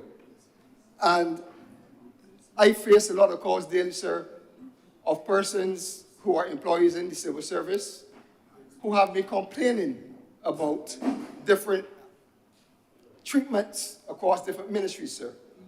And I only raise it because Senator Blackman took me there as I get trying to insist that this government is doing all that it can do for the workers, sir. And that it is the best thing since sliced bread, as they say, sir. But the reality is, sir, is that the livelihoods of people, the livelihoods, sir, of our workers under this administration within the civil service, you've heard about the treatment of the ash workers, sir. You've heard about the treatment of the school monitors, sir. And it goes on. And we have a situation, sir, where lots of workers are still under those type of arrangements, sir, and not getting their just due. Sir, Let me hear the Mr. Senator. President, Let me hear the Senator, Mr. please. President, Mr. President, before the Honorable Senator puts on his landing Oh, gear, you're right, Senator a Nichols. point of order, Mr. President. The Honorable Senator he said last week he made some mistakes, but I think he's misleading the chamber because the ash workers in this country were not government employees. They were persons brought on for a specific project. The project had a lifetime. And to suggest that the government is unfairing these people when the contracts came to an end, and in most cases, a lot of them have already been re-engaged or are in the process of being re-engaged for different projects. So to say that the government has treated ash workers who are still waiting for the just due is to mislead this chamber. And the Honorable Senator cannot do that, Mr. President. Thank you very much, Senator Nichols. Yes, we're indeed temporary workers. Ash is a temporary problem. Please continue, Senator Walters. sir, there has been thank you, sir. There has been a lot of dispute around those type of arrangements, sir, that seem to be very popular with this government. But, sir, I wish to wrap up, sir, by saying that the kind of position that the government has holding as it relates to their mouthings of this historic day in the Day of Labor for employees, sir, is really just, sir, talk. Because as I said, sir, they are relying on previous legislation, sir, that are in place and that protects the workers in different various forms. And as I identify, sir, in the labor clauses, you can see that the different labor clauses that are captured here are already captured in existing legislation, sir. So I end by saying, sir, if a company wants to come here and qualifies for concessions, sir, and do not treat their workers correct, sir, we do not agree with that. But please do not, sir, allow the Honorable Chamber and the people of Barbados to feel like pawns in the game, employees feel like pawns, to make them feel that you're doing all so much for them, when in matter of fact, sir, you are just putting a situation where that they already are protected, and you're just using this current legislation to enforce this particular act, sir. I thank you. Thank you very much, Senator Walters. Senator Reverend Morris. Thank you very much, Mr. President. I was waiting for Senator Walters to begin, but he never began. Senator Reverend Morris, before you get into full strike, just hold a moment, please. The Deputy President will take the chair for a moment.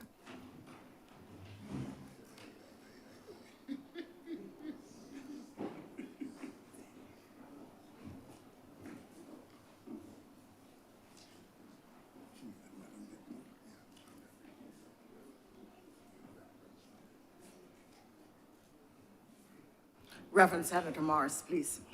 Thank you, Madam Deputy. I said that I was waiting for Senator Walters to begin, but he never began.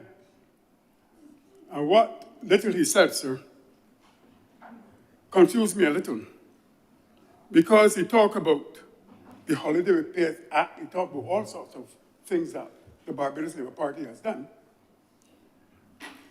ignoring that the Democratic Labour Party repealed the Holiday with Pay Act and replaced it with a new act. The only problem with that act, sir, sorry, madam, was that the act was the same act that was brought to the House and passed and was legislated by the right excellent Sir Brandon Adams back in 1951. So they could clear one share. So that is what happened. Same identical. Let me say, madam, that something went wrong today or somebody has misunderstood this piece of legislation.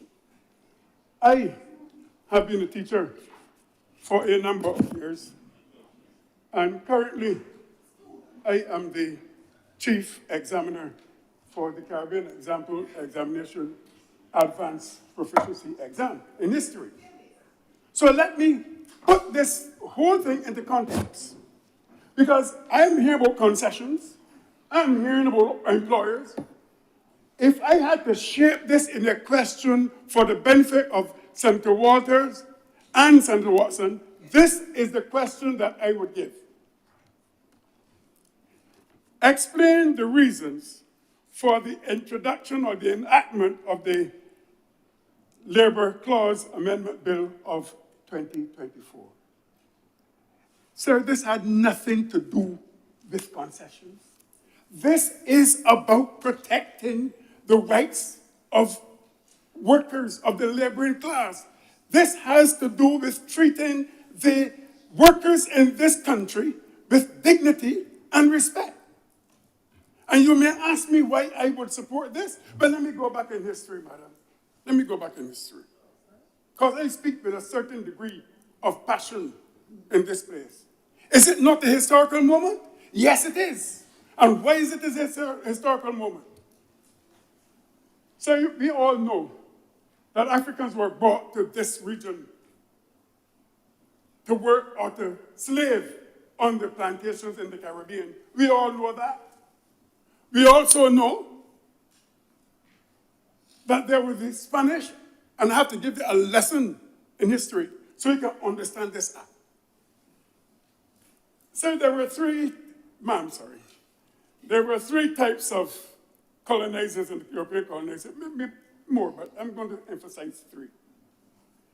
The Spanish, the French, and the British. The Spanish, when they colonized the Caribbean, exported their law, to these colonies. Embedded in the Spanish law was a code called Las Siete Partidas. That was the slave code that was passed on to the Spanish territories. In the French territories, France exported its law to its territories. That law was called the Code Noir.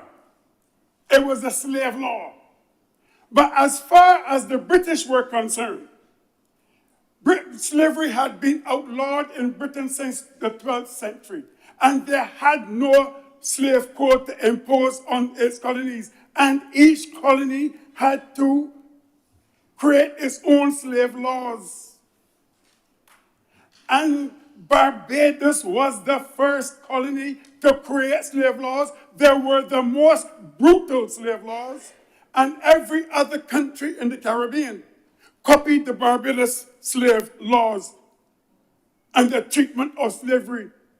You ask me why I see this as a historic moment? Because this very parliament was used to create the same laws that brutalize black people. And I say that deliberately. This was the same parliament, or the concept of it, that created the laws to brutalize the laboring class. Why it is historic? Because I stand here and I feel proud today that I am part of a legislature that is going to pass a law securing the dignity and respect for the laboring class. That, in my view, is historic. We have moved from one side of history to the other, where a parliament was used to protect the rights of the employing class, to protecting the rights of the employees. That is why I stand here, and that is why I am proud to be part of this legislation. But you ask me why I support this? Not because of concessions, but should I support any legislation that attempts to treat workers with dignity and respect? Shouldn't I do that? Man, look, what I've heard so far coming from the newly found and formed opposition is that they are still in the process of of not protecting the rights of individuals, especially the laboring class. All of them that spoke from the perspective of the employer. I am speaking from the perspective of the workers. And I'll tell you why soon. We know how these people were treated during slavery. And after slavery, the conditions did not change for the black people in the Caribbean, especially Barbados. And that whatever laws were passed by this parliament, they were passed to protect a particular interest. They were not passed to protect workers. As a matter of fact, what we had then was a lot of industrial activity by the laboring class because they were not protected by any legislation. If you if you live on a tenantry, you had to work on that plantation. You had no rights. Wages, sir, the thing that we are talking about, wages were used at the discretion of the employers at that time. And what happened then, sir, madam? Came the Confederation crisis in 1876 because the workers were not prepared to take it. And let me say this also, that throughout the history of Barbados, you will see these demonstrations. And why? Because slavery is something that happened to people, but they never allowed themselves to be defined by slavery. Poverty is something that happened to people, but they never allowed themselves to be defined by poverty. Thank you for pausing, Senator Morrisseau. The President is returning to the chamber.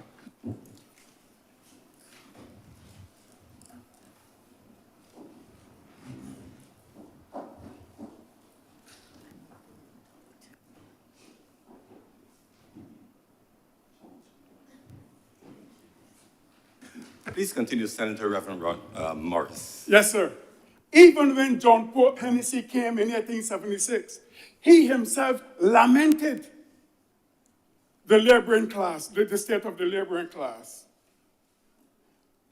Even attempts at migration were blocked for these workers. Then you had the Masters and Servants Act. Everywhere we turn, we see attempts to restrict the working class in this country. There was conflict between planters and workers, sir.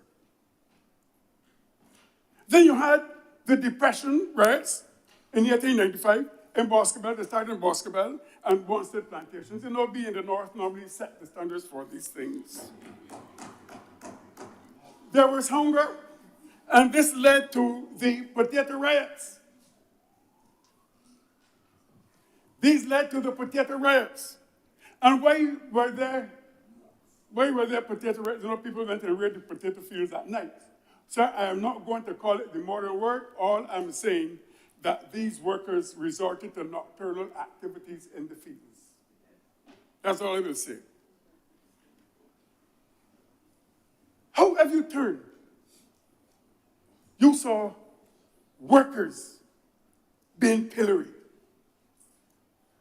But something changed. There was a man called Brantley Adams. He too used this legislature to change the course of history. That is why, sir, today is an historic moment. Formed after 1937, the Workers' Union. Out of the Workers' Union came the Barbados Labour Party. Sorry, the Barbados Labour Party, and then the Workers' Union. And this is going to pay it again to that myth that goes around. that the Democratic Labour Party is for workers and the Barbados Labour Party is for the merchant planter class. That is far from the truth, because this party, sir, was the party that started the Union for Workers. And the Barbados Labour Party and the Democratic Labour Party itself was not started by the laboring class. It was started by the planter and merchant class to protect the interests of capital. The only problem then, they had no leader. They had no leader. And that is when the right, and sir, you can read the minutes in Unity House, because these are issues that have not been told. You can read the minutes, some minutes in Unity House. When the late Sir Grantley Adams had already touted Errol Barr as a new leader, but he was being coaxed by the founders of the Democratic Labour Party. And when he turned up to a meeting of the Barbados Labour Party, he and another gentleman, Grantley Adams told them they weren't welcome. These are the minutes, sir. When we look at the history of all of this, we ask ourselves the question, who really stands for the workers? The ones who say that we are for workers, or the ones who show that they are for workers? I have to speak about my own experiences. I watched the people, the workers of Black Bass and Mangrove, going to the plantations, walking through grass fields on mornings in the wet dew. No amenities at all.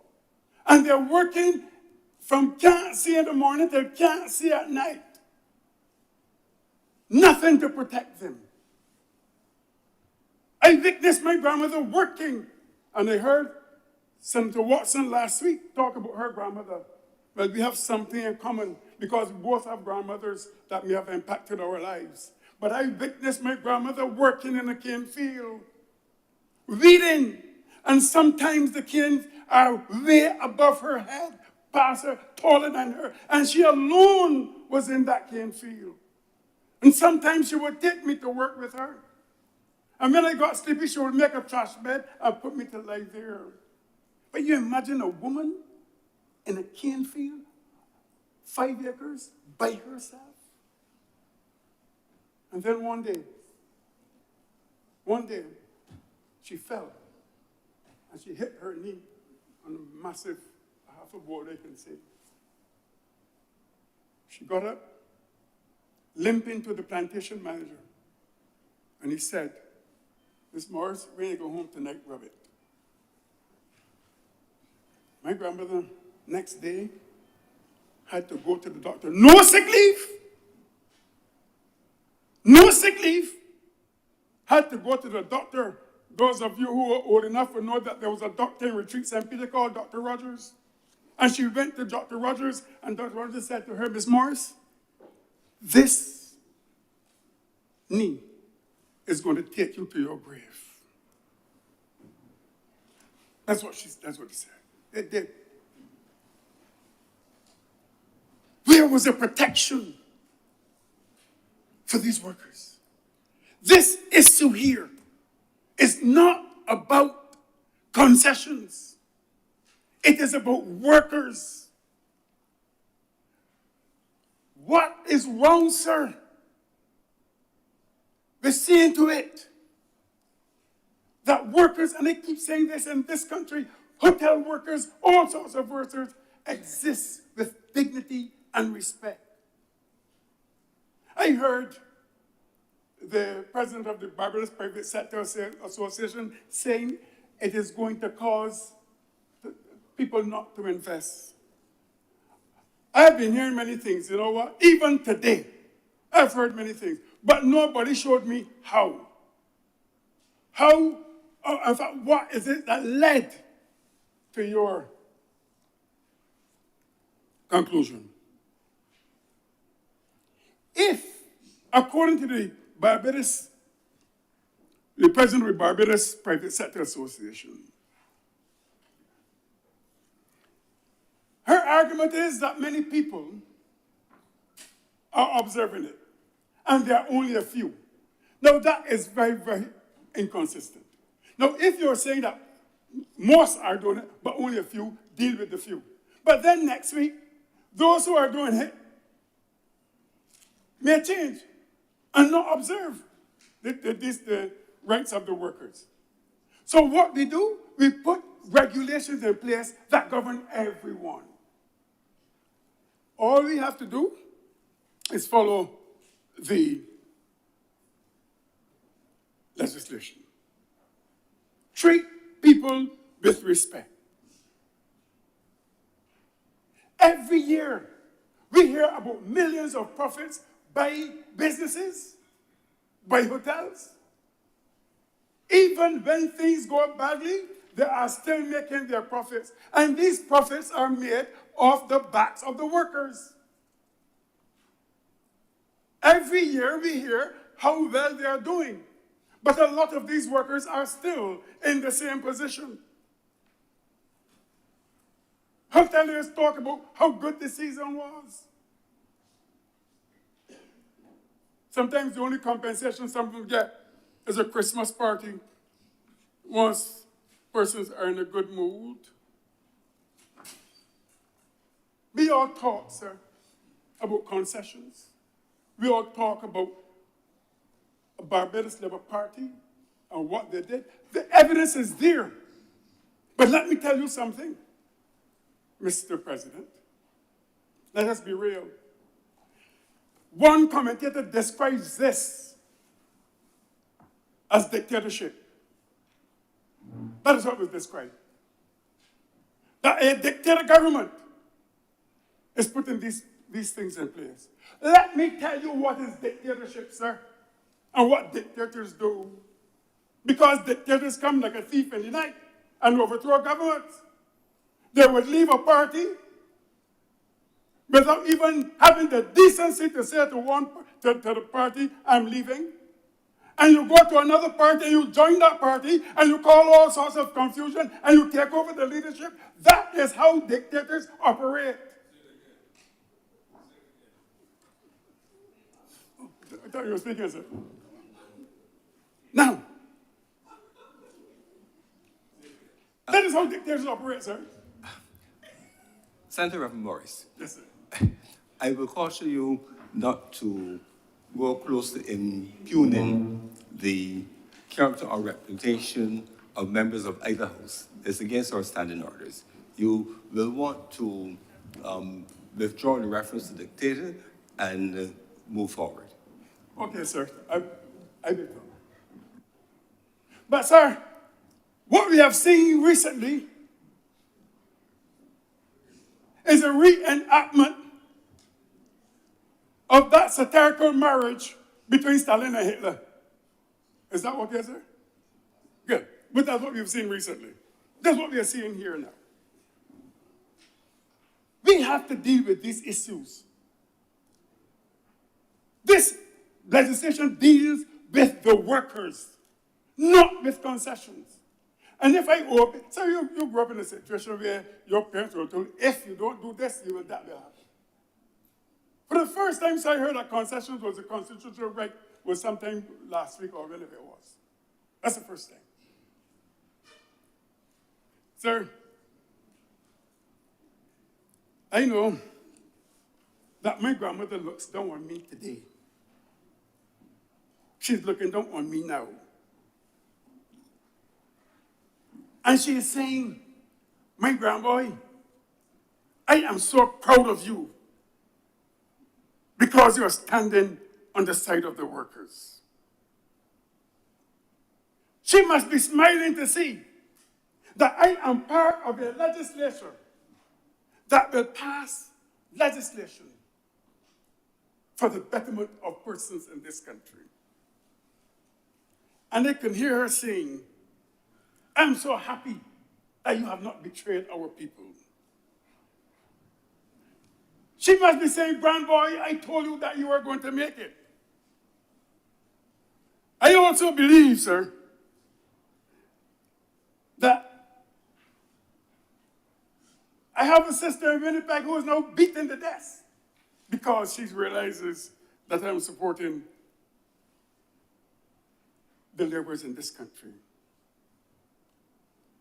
I believe, sir, that what this bill concerns is the very nature of humanity. That laboring classes, that individuals be treated with dignity and respect. There is in our society the presence of one segment of our society thriving upon the labor of another. And this goes back as far as one chooses to look. Even as far back as biblical times. This is borne out by history. Even in the Garden of Eden, one person was pronounced superior to the other. There were times when people said that there was nothing sinful or immoral about slavery. But there must be something sinful and immoral if we are not going to treat our workers with dignity and respect. I differ from the view that says because of the competitive nature that there must be oppression. Grantley Adams, to a lesser extent, Errol Barrow, Tom Adams, Harold St. John, Erskine Sandiford, Owen Arthur. We can turn to these, our ancestors of these parliamentary chambers, for guidance on this bill. And we should not be afraid. In fact, the opposition should not be afraid of what they will hear. They should not be afraid of this piece of legislation. The strength of these leaders shall help us to overcome our fears. And that strength is needed right now. This strength should give us the courage to do what is right. If fighting for the dignity of workers is going to cause protests and call for a government to resign and call for fresh elections, then let it come. And when it comes, may it be the last battle of what it means to be truly a republic. I'm obliged to you, Mr. President. Thank you very much, Senator Reverend Morris. Speakers, Senator Kevin Boyce. Mr. President, thank you. I had again to do, Mr. President. I sat down and I have been thoroughly impressed by the enthusiasm which is set out this afternoon. I think also, sir, it's a bit of a comfort to the independent senators that the government side now has a direction to focus their ire, if there's any. And perhaps that may seem why things take a certain turn. But I believe, sir, that the debate today, if I were to give a synopsis, as opposed to a question that set out by the former speaker, Senator Morris, would be that it can be encapsulated in a statement that the bedfellows don't seem to be green. We have a situation, sir, when we examine the comments in the media and within these chambers and within the other place, sir, that there seems to be a divergence. And what I would like to propose, as always in a very moderate manner, is how we can come to an ad item perspective. So I'll do so first by setting out what I call the different perspectives and trying to encapsulate them as simple a narrative as possible for the purpose of this exercise. We have, sir, a statement by the BPSA, let's call that the private sector, where their stated concerns were the period of consultation for the legislation, the powers granted to the minister with regard to the width and the strength of those powers, and the previous delays in getting regulations drafted. We have seen, sir, the statements in the press with regard to the union and why the legislation is necessary for the protection of the workers. We have heard today, sir, and in the other place, the opposition stating its concerns about the drafting, the heavy-handedness of the powers, and of course, that the purpose is to give support for a union. There's also been statements with regard to an alleged erosion of rights. The government, for its part, has stated that this is a historic moment. If I were nitpicking, sir, I would say that it wouldn't be historic presently, but hopefully in the future it may be viewed as a historic moment. But that will be nitpicking, sir. The government has stipulated that it is necessary to protect the interests of workers. It has set out that it is necessary because of some employers who do not do what they ought to do. It has said clearly that this is not an erosion of rights.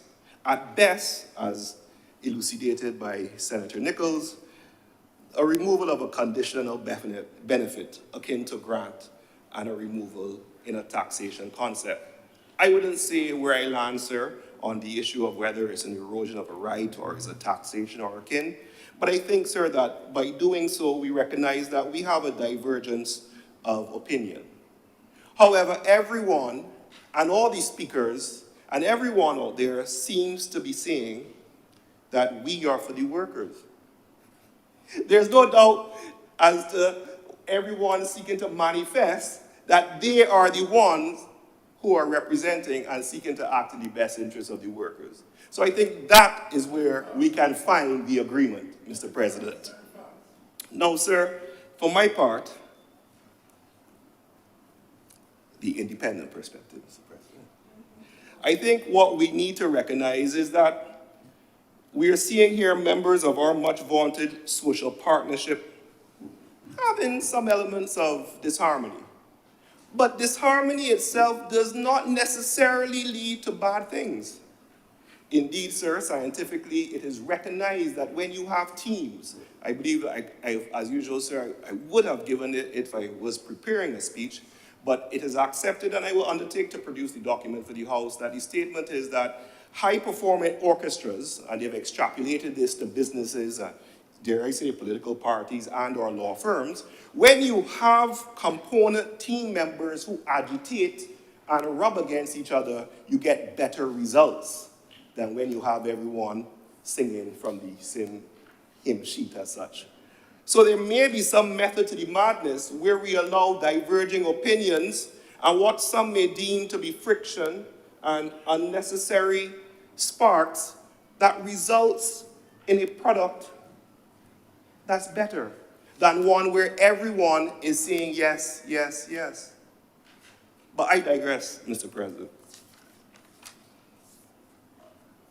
I believe, sir, that there are certain elements of the legislation which do bear highlighting and concentration. I believe, sir, that Senator Watson has identified concerns which ought to be tabled and considered by the leader of government business and the leader who is responsible for moving the legislation through this House. Indeed, in the past, the government has given its assurances that certain points raised will be considered at a future time. We will wait and see if those assurances are given in this instance. For my part, sir, the following sections bear note. As I said, some of these points have already been raised by Senator Watson, but I believe that they also caught my eye and may have been lost in her delivery due to the resulting enthusiasm of the response to the same. So let me set out the section, sir. Section 3, which speaks to the Chief Labor Officer, recognizing that this does fall within the ambit of the Chief Labor Officer in terms of disputes The question is whether there will be the concurrent or the necessary increase in resources for this department. A cursory examination of the estimates that were just provided show that this department currently is at 1.9 million and is now moving to 1.95. Will this be necessary for the increased load that is anticipated to come from this legislation? Second section, sir, in relation to section 4, which deals with the removal of concessions. As highlighted previously by Senator Watson, the 7-day period for you as a business to receive notice that your concession will be removed is somewhat short, sir. 7 days is actually a very tight timeline, which is usually reserved for specific instances of legal appeals, in which circumstances, I believe, sir, the last time I saw a 7-day time period, it was in relation to taxation. Most instances, even with legal rights for an appeal, you have something like 14 or 28 days in which to make your application to say, I am not happy with what has been done. So that is something which I think is worthy of consideration to see whether this timeline is a bit sharp, especially given the importance of the removal of the concession and what may be a necessary impact of losing a concession. Imagine, sir, if you were a business who relied on the ability to get duty-free imports for your service, and you are told that you have been notified that your concession is no longer there and you have 7 days. Now, of course, that assumes that you receive the notice promptly. That assumes that it's delivered and gets to your attention promptly. And all of us, I think, are not naive to not recognize that when dealing with the vagaries of life, these things tend to have issues. So I think that is something that's worthy of consideration when it goes to the various committees for consideration. Section 6, sir, speaks to the issue of regulations and, of course, the much debated concern about the lack or delay of regulations being issued. Sir, we're supposed to have regulations for the Bankruptcy and Insolvency Act. They still have not come. I believe that was the early 2000s, 2008. We're still awaiting the regulations for the Employment Rights Tribunal, and I will come back to that, sir. Sir, we were here debating, well, it was in this place, but it was another location, where we were in Christchurch at the time, it was then royal decree or assent or stipulation, and there were regulations which were to be passed in relation to the COVID concessions that were granted for the minister and the regulations and the implementations for the tribunal to deal with those issues. That was discussed, that was an issue which came up, and the issue of the regulations to allow the legislation to have the impact that it is to have continues to be an issue which we need to look at. Now, sir, Section 3.4 calls for disputes to go to the Employment Rights Tribunal. In this regard, I have to echo Senator Watson and Senator Nichols, who both raised concerns with regard to the resources available to the Employment Rights Tribunal. Sir, the former chairman, who I would like to go on record to thank for his service, the retired Justice Christopher Blackman, who continues his service with regard to the Constitutional Commission. I'd like it to be on record. Set out in his departing correspondence issues related to the functioning of the Employment Rights Tribunal. The issues, sir, of a dedicated workspace. The issues, sir, of adequate resources of staff. The issues, sir, of the enactment of rules, subsidiary legislation, sir, regulations, and of course, the ability, although he did not raise it, so let me not put words in the honorable gentleman's mouth, to enforce costs and awards of the Employment Rights Tribunal continues to be a factor for consideration. So the issue of resources, and when again, sir, a cursory look at the documents that just by some form of providence, sir, these documents came today, that we look and we see in the Barbados estimates that the allocation for the Employment Rights Tribunal goes from 403,000 to 480 and 417,000. Is this allocation enough? And I will listen and wait for the government to respond to allow, firstly, are the issues which have been identified, I think, a few times over in relation to the Employment Rights Tribunal, will they be addressed? Will the Employment Rights Tribunal be given the ability to do its job as it's presently mandated, especially when considering the increased load that comes from this legislation? Sir, I believe, however, that it presents a lovely opportunity. We have a situation where both the government and the opposition are saying that they are champions of the workers. So I would like to throw down the gauntlet, Mr. President. I would like to throw down the gauntlet, sir, that between the government and the opposition, whoever adequately funds the Employment Rights Tribunal could make that claim with great authority. I thank you, Mr. President. Thank you very much, Senator Kevin Boss.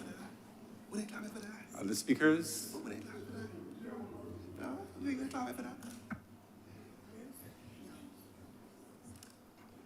Her Honor, Senator Thompson.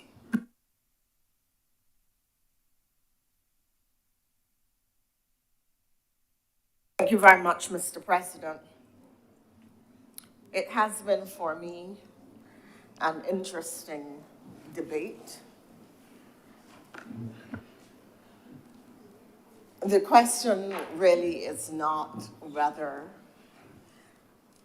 or really in addition to the question as to whether this is or is not a historical moment, what I find interesting about it is that it speaks loudly to the history of the political parties represented in this chamber. On the one hand,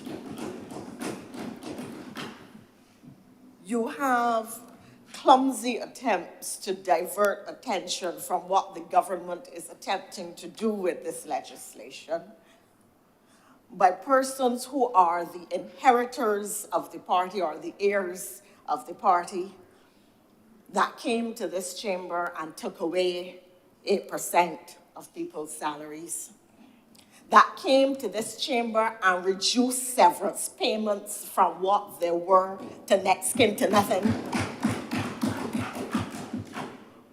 that came to this chamber and created policy and legislation which resulted in the dismissal of working class people all over this country, where every member of the household lost their jobs, when they were given no alternative work, and somebody has the gall to ask about ash workers, temporary workers, for whom alternative employment was found, people who were home, haven't been sent home by the Dems, and were made to work in a program given opportunities and income and dignity, and to be able to go in the supermarket and buy groceries like anybody else.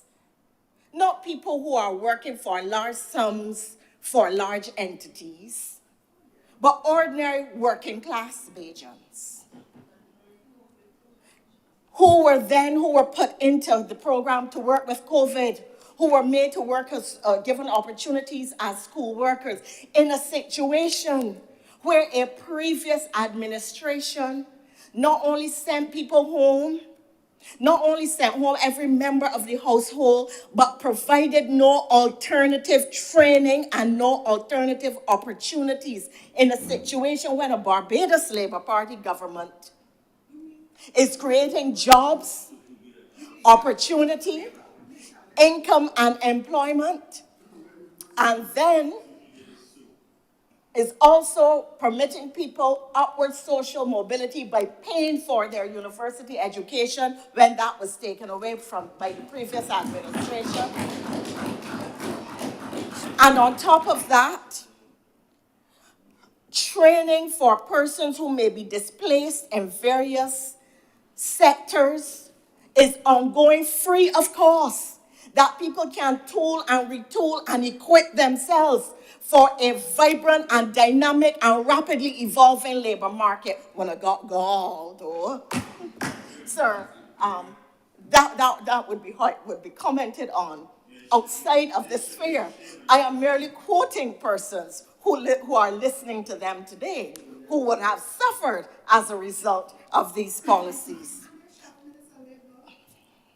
There are times, and I'm not suggesting to anybody what they should do, when perhaps rather than taking legalistic approaches or attempting to pull shadow things out of the air, you are best left in your seat, saying nothing and letting the moment pass, because then nobody can get up and remind the public that sitting in the chamber today are the new heirs of those who visited, as Bajans would say, sir, sufferation on the labor class in this country. On the contrary, sir, on the other side of the table, we have the inheritors of the union and the trade union movement and the policies of Grantley Herbert Adams. On the other side, sir, we have a party that has pioneered all of the major labor legislation in this country and all the benefits to workers. Make no mistake about it. And on the other side, we have the issue, the inheritors, and the pioneers of those who came in here, sir, and in the other place, and for the first time in this country, brought a minimum wage, sir. We have the same team who in this chamber in a previous year supported the provision of protections for those who work in construction and roadworks, gas station workers. You see, sir, for a long time, and now we will get a chance to talk some politics. For a long time, the Democratic Labour Party and its acolytes have paraded and held up their hands and said, we are the progenitors of integrity. We are the ones who are the fighters for the working class and labor in this country. But the facts and the evidence take you to the other side, that every time you look to see where workers and poor, small black people in this country have been protected, it is the Barbados Labour Party that has done it. And people want to talk about their grandparents. I can talk to you about my mother, who with tears in her eyes talked about what it was like for her as a poor working class woman living in urban Barbados and working as a domestic from sunrise to way past sunset, unable to get home to her children, pregnant and tying her belly to conceal a pregnancy because she could not afford to lose the job, her feet swollen at night with your unreasonable hours, that as a domestic she worked in Strathclyde. And when Grantley Adams came and made domestics have to set working hours, and sugar workers have proper, different, improved conditions and working hours, her life changed. So if we want to talk about history, I'm not speaking of it from an academic perspective. I do not come in here with the clumsiness of one who has to look at my history and turn away from it, because I know the history of my party is one of shame on this matter. I can speak from the perspective of having watched the tears fall down my mother's eyes when she talked about what life was like and what political interventions to protect the labor class meant to her. And this intervention here today, in the same way that we protected before maids and domestic workers, in the same way before that the Barbados Labour Party protected construction and road workers, in the same way before that we protected women and children and stopped them from working in mines and in quarries. Well, that's what the legislation says, it refers to mines, quarries, and in other areas, in the worst kind of conditions. That is what we are doing today. We are now moving to the hotel sector and making what is an ethical decision. Because in the same way that we said that when those who get contracts from government to do road works and related construction works benefit, that equally the workers must be treated with dignity and must have minimal conditions. And this legislation, the language of the legislation is very clear in that it is an act to establish minimum rates of pay and conditions of work for those who work in hotels or in the hotel sector and get concessions from government. During COVID, the government had to protect the hotel sector and give it monies to keep some hotels open and to keep some hotels afloat because some are indigenous hotels. There was no outcry from the Democratic Labour Party at that time. It was fine. But now that government is coming to legislate to protect the rights of poor workers, of the laboring class, not of capital, you are hearing all kinds of arguments about why it should not be and why it should not be done, and oh, it is not this, it is that, and so on. Capital takes advantage wherever it can, however it can, and of whomever it can. That is the nature of capital, and that is the nature of capitalism. And therefore, what this government is attempting to do is to say, look, you cannot be quarreling and saying that $8 a day is adequate for somebody to buy a meal in modern Barbados. Those are the kinds of things that this has given birth to this legislation. That we are seeking to say to the workers, we are standing with you and on your side to make sure that you are properly protected, particularly by those who are getting concessions from government. The taxpayers are supporting those concessions. Why then should not Barbadians benefit? But we are hearing all kinds of legalistic arguments and the issues are being obfuscated with ash rather than facing the reality of what is happening in here today. This is social justice being effective by way of legislative instrument. And let us look now at the pushback of capital, because capital always pushes back when you seek justice for labor. There is an allegation, as indeed there always is, that if we protect labor, people are going to get sent home. You know, I can go fire people because I can't afford this here. You're trying to put me out of business, you know. I spare my people, you know. This is the kind of thing that you hear. But as usual, it is a straw man. When we establish minimum wages, you would have believed that the country was about to shut down. If Barbados put a minimum wage in place, the government went ahead with it, and what has happened? People have been protected. People are able to get more income. Unemployment has gone down rather than going up. Equally today, we are saying that we are now moving to protect a certain class within the hotel sector. Capital, then, their next strategy is to try to create fear. To try to create fear.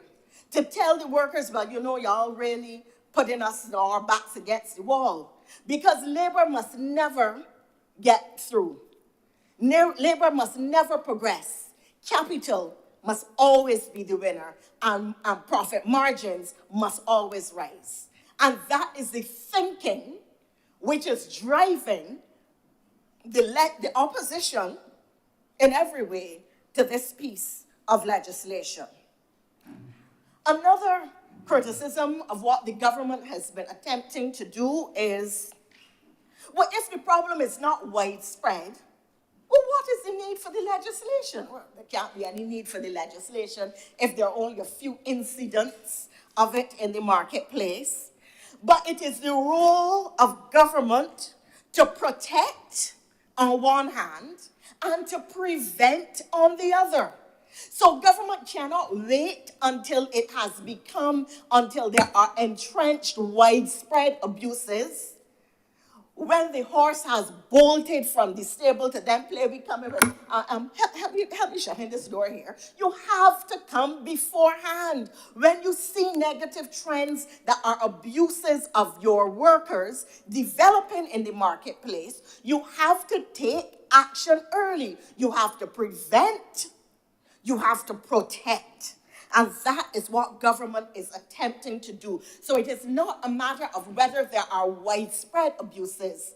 There are cases of abuse. Senator Nichols spoke eloquently to what he could speak of from personal knowledge. And government now is moving to say, if you want our concessions, our workers, our Barbadian workers must be treated properly. We have to stop bad practices from taking root. It has also been said that there are few complaints. So deal with the few people and do not legislate. Legislation attempts to establish national standards for all to follow, so that the few complaints do not grow into many complaints. Because the reality is that once a business sees that another business can get through with an act of abuse or exploitation, immediately they look to replicate and to perfect the mechanisms of abuse and exploitation. And this government, therefore, is taking a shot across the bow for those who have not yet started and say, haul and pull up, or cease and settle, as one would put here elsewhere, sir. So the government is taking measures to intervene in a sector where there are complaints of abuse and wrongdoing, to address those and to stop the problem from growing at any rapid rate. This is a significant act or action being taken today.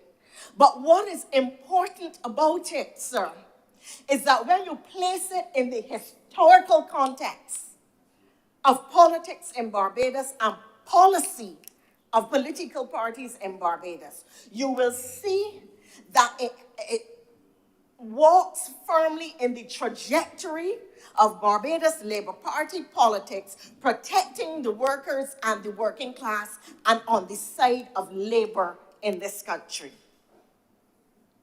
And you will see that, as usual, the Democratic Labour Party is seeking to use arguments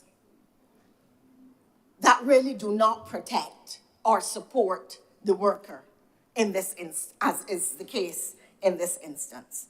And we have to be deeply concerned about people prancing up on fake reputations as protectors of the working class. Look to the reality of the policies, of the legislation, and of the actions taken by the administrations over historical periods. Go back. And if, sir, you were to go through, I spent some time this afternoon going through legislation historically to identify the record of the Barbados Labour Party going back to the time of Grant Lee Adams, and then following through into the period of Tom Adams, and coming into the days of Owen Arthur, and now under the Mayor Mottley administration. The consistency of the support for labor in this country and the working class, the Barbados Labour Party has never failed, never wavered, never prevaricated. This is yet another measure that we are doing to support ordinary people in this country, as we have consistently done. And those of us, and I think I speak for all of us in here, who really came from solid working class roots,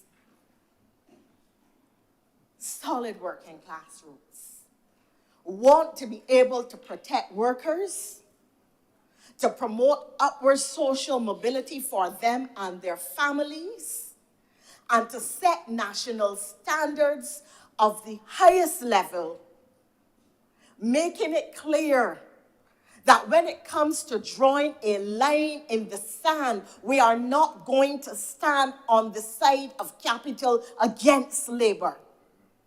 We are not going to do it. Where labor, we understand and recognize and concede and support the role that labor has in creating jobs, in helping to build the economy, but it cannot be on the backs of or at the expense of the ordinary Barbadian. And those who are seeking to make arguments for why this legislation will not work, cannot work, is unnecessary, should not be brought, and kadir, look at these poor businessmen. Might as well stop. Because we are confident that is, as in other measures that we have taken, which have protected the laboring class in this country, historically and more recently, that this measure will work, that it will have the impact that we intend, and that ultimately those people who work in the sector being targeted will be the better for this intervention having been taken. In those circumstances, sir, it is my absolute pleasure to support the measure before the House and commend it to the workers of Barbados. Those in the hotel sector know the long list of complaints and how long they have been asking to have them remedied and rectified and resolved. And by legislative amendment today, the Barbados Labour Party, sir, answers the cries of the workers in the hotel sector. And I am happy to stand with them solidly, resolutely, and unapologetic. I'm much obliged to you, sir.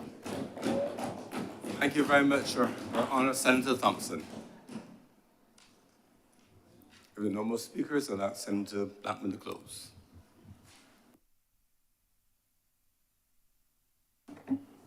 Thank you very much, Mr. President. Mr. President, sir, I've sat here and listened quite attentively over the past few hours. Yes, I certainly did enjoy it. Over the last few hours to what I consider not only a historic debate, as I said at the onset, but as others have demonstrated, a very timely and very passionate debate for a number of reasons. But some of those reasons clearly are not of the same origin. And I really want to start, in my wrap up, on that basis. because today for me will forever be etched in my memory, and I'm sure many Barbadians who are watching and listening as well, will be forever a time in the history of Barbados' politics where one party, the party of Grantley Adams, a party with a history at its core on representing the interests of labor and workers. And on the other hand, a party, once a shadow of itself, now trying to be reincarnated as a shadow party, bearing no resemblance to not only reality, but to the plight of people who we all come from. Lest we forget our history, and I really want to thank Senator Morris for capturing so well the essence of who we are and why this bill is important not only for today, but also to correct a number of historical wrongs, as it were, in moving the interests of our people and workers forward. Senator Nichols, I pay kudos to you for also settling a number of the legal queries and questions surrounding this debate in clear and fine form and fashion, setting out for us what are the parameters of the bill and what are the areas that are not in the bill, as was alluded to by others. And we hear the question of due process. It came up time and time again. And you know, it is very easy for persons to plead the whole matter of due process. And Mr. President, sir, I would have thought that today would be a seminal moment for both Senators Watson and Senators Walters to have used the first occasion in terms of a debate on the first day of the debate, or them debating, since they were voted out as a party for Parliament in 2018, to have come in on their first set of debates on the first day, and to firstly, even before supporting the bill, to have, on behalf of the Democratic Labour Party, apologized for all of the atrocities meted out to them and to the population between 2008 and 2018, when, as the Deputy Speaker, in clear terms, reminded us that not only were workers sent home, they were left with an empty bag with no recourse of training and support. But instead, we got up in here and we heard soundbite after soundbite, things to capture the evening news, with no agenda to advance the working class people of this country. And I say to the honorable member, you're now left alone. She's now left you here alone, which is fine. And I understand. But I want to send the message that if you're going to come to public life to represent people, you must never forget where you come from. Never. And whilst I'm disappointed in the two honorable senators from the Democratic Labour Party on this bill, I am not surprised, because an apple does not fall far from the tree. And we are living sometimes, Mr. President, in the era and the times of betrayal. Senator Blackman, there was no betrayal in this honorable the Senate. You're not making any reference to anyone here, I take it. Oh, okay. Please press on there. Mr. President, I agree. I'm not doing that at all. I'm simply talking about in the broader context of betrayal and in the moment of when persons find it convenient to forget who we are, where we've come from, and the task ahead. That is the context in which I speak. But I go on, Mr. President. Because I also would have thought that the occasion today would have presented members on the other side not only to support the bill, because it's a bill to support, but as I said at the onset, where do we stand relative to the rights of workers? And Senator Nichols captured it so well. If you are the beneficiary of a concession, in whatever form,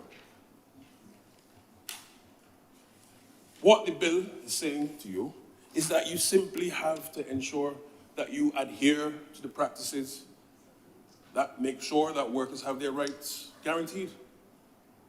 Senators on the other side alluded to the fact that it is warm over soup. I could not believe that I heard that in here today, because he also mentioned the fact that members of the union came in the other place last week when it was being debated, as if them coming to do what any ordinary Barbadian would do when your rights are being advanced. You're there. You're there to hear the debates and to see what will impact me, how it's being advanced. But as I said, what we witnessed today bears no resemblance on reality of ordinary workers. But I want to treat a few issues as well. We heard a number of things relative to the dispute mechanism and the process. And I want to give the assurance to honorable members and to those listening that if there is a dispute, and I encourage, you know, Mr. President, when I was growing up, and I'm sure honorable members have had the same thing, your parents always say, you know what, you need to read. Read. Nowadays, people don't like to read. Take some time to read. And I will not get up in here and, quote law and everything. I have a law degree. I have a master's in law. So here is not to coming in here and, like if we're on a legal debate team. This is about the lives of people, Mr. President. And therefore, when you read the bill, it is evident and clear to everyone, whether you're a learned friend or not, that there are mechanisms of due process inherent in the bill. They are there. But I encourage persons to read it. And as Senator Nichols did so well, he also brought us to where we can find them. On the matter of consultation, the bill is very clear that any decision to take away a concession will be done by way of consultation. So a minister is not going to get up and say, you know what, concession gone from you tomorrow. No, there is a process, there's dialogue. Even the minimum standards that we're talking about, it is going to come about by way of consultation. But to give an impression that the bill is going to take away the rights of entities without due process is a bit, and I don't want to say a bit, it is disingenuous and regretful. But that being said, Mr. President, sir, on the issue of the employer and the notification, the employer must be told why before any action is taken, and that's what I'm saying, the consultation process is very clear. Now, on the issue of the Barbados Revenue Appeals Tribunal, it is being used because the issue is both a revenue issue and a tax matter. So therefore, that entity is best housed and placed to treat to these issues. And I also want to make it clear, again, no sector will be affected, and it comes back to the point of consultation, Mr. President. No sector will be affected until the rates and conditions are set out. And set out how, again? By consultation. I want that word to stick in my colleagues' heads today. Consultation, consultation, consultation. Very important. Nothing in this bill, there's no sneaky hand on the handy thing here. It is open, transparent, and consultative. And therefore, every party involved, particularly in circumstances where they may lose a concession, consultation is there for them as a recourse. Now, when we look at the broader perspective of where we are. We've heard the debates on why the bill should be supported. We've heard other debates on, well, I sort of support or I support but this and but that. I want to cast the Honorable Chamber's mind to 1982, Mr. President, sir. And let's look at the convention. The original convention as set out by the ILO in the 1940s.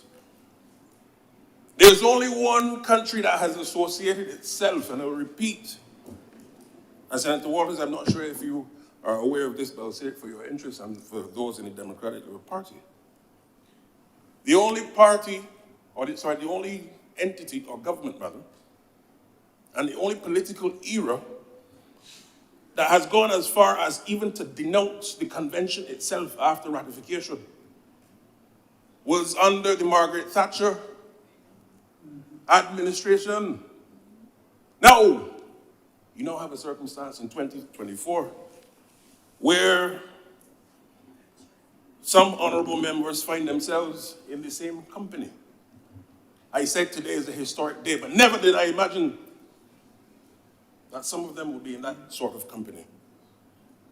But let the record reflect the position of the Democratic Labour Party on these issues.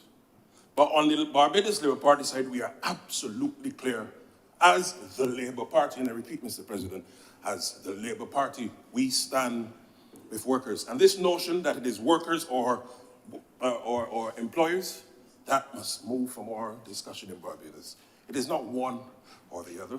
Of course, you can't have a company without workers. Workers need an employer.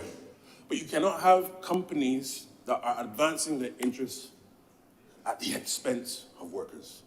And therefore, as we bring this debate to a close, and as we go our separate ways long after this debate, the question must always be, not only where did we stand today on this debate, but where will we as a country, and what ethical compass will we ensure that as new challenges emerge in the labor market 20, 30, 40 years from now, long after some of us may be gone, where will we stand on issues of labor? And as the Honourable Member Thompson rightly said, when you look at the history from Grantley Adams, Tom Adams, Bernard St. John, Owen Arthur, and now in the era of Mia Motley, the Labour Party's record on labor and advancing the cause of ordinary Barbadians is undisputed and absolutely clear. And it is to that end I'm very proud to once again support this bill. And I could only hope and pray that those who have erred on the side of history would reflect on their ways and correct that wrong at some point in time in the future. But I'm obliged to you, and I want to commend this bill and read it a second time.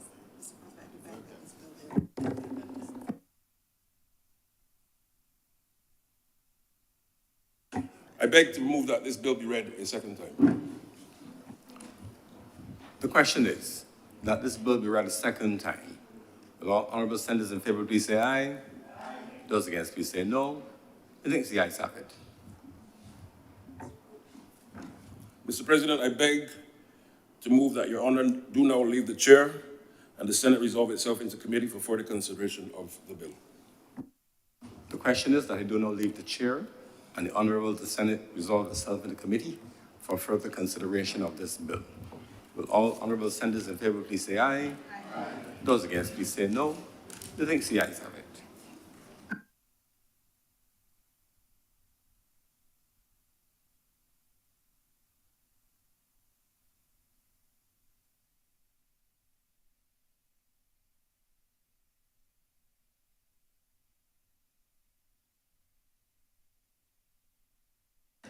The Senate is now in committee.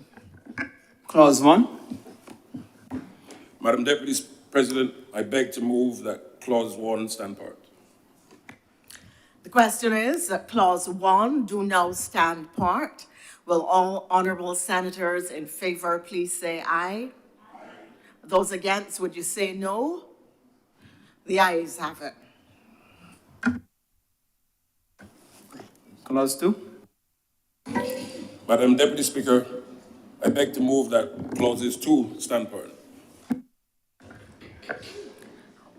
The question is that Clause 2 do now stand part. Will all honourable senators in favour please say aye? Those against, please say nay. The ayes have it. Clause 3. Madam Deputy President, I beg to move that Clause 3 stand part.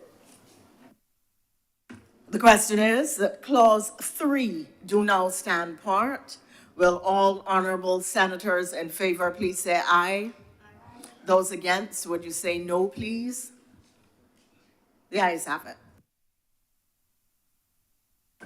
Clause 4.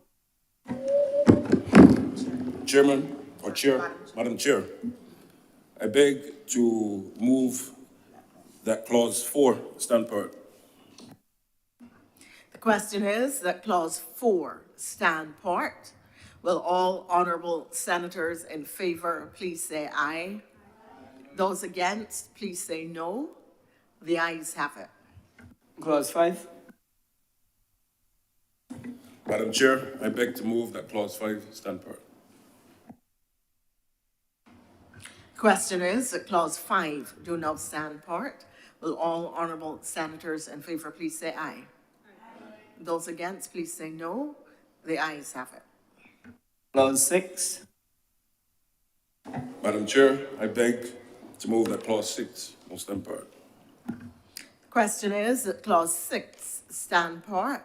Will all honourable senators in favour please say aye?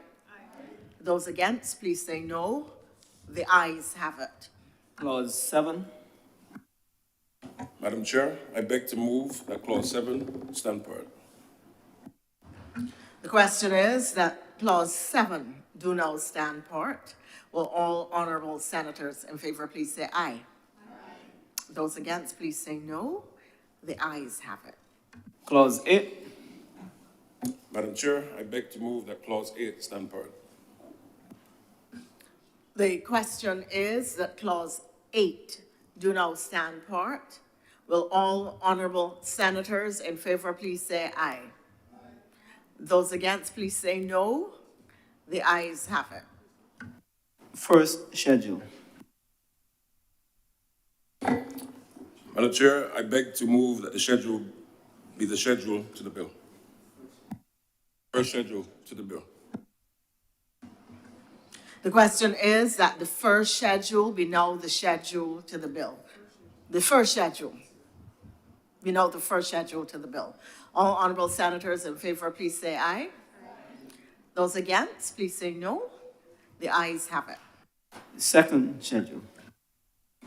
Madam Chair, I beg to move that the second schedule be the schedule to the bill.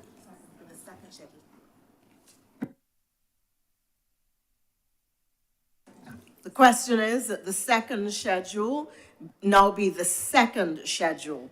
Will all honourable senators in favour please say aye? Those against, please say no. The ayes have it.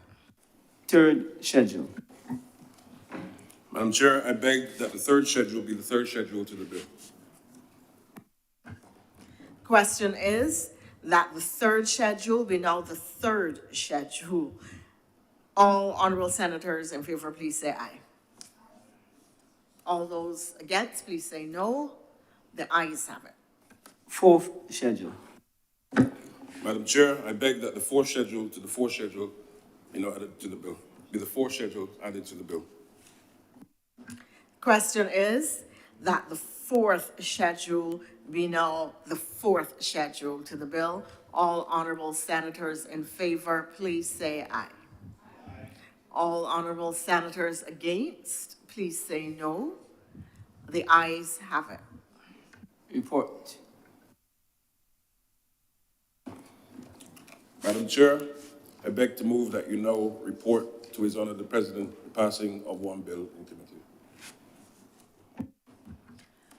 The question is that I now report to His Honor the President the passing of one bill in committee. Will all honorable senators in favor please say aye? Aye. Those against, please say no. The ayes have it.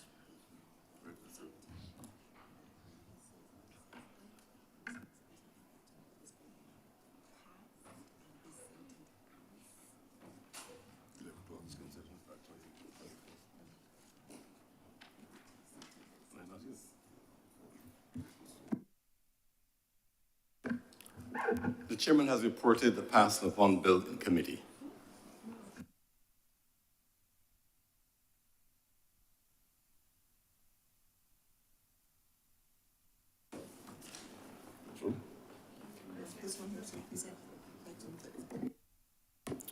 Mr. President, I beg to move that this bill be read a third time. The question is that this bill be read a third time. Will all honorable senators in favor please say aye? Aye. Those against please say no. I think the ayes have it. Mr. President, I beg to move that this bill now pass and be cited as the Labour Clauses Concessions Act 2024. The question is that this bill do not pass and be cited as the Labour Clauses Concessions Act 2024. Will all honorable senators in favor please say aye? Aye. Those against please say no. I think the ayes have it. This bill is now passed and so cited.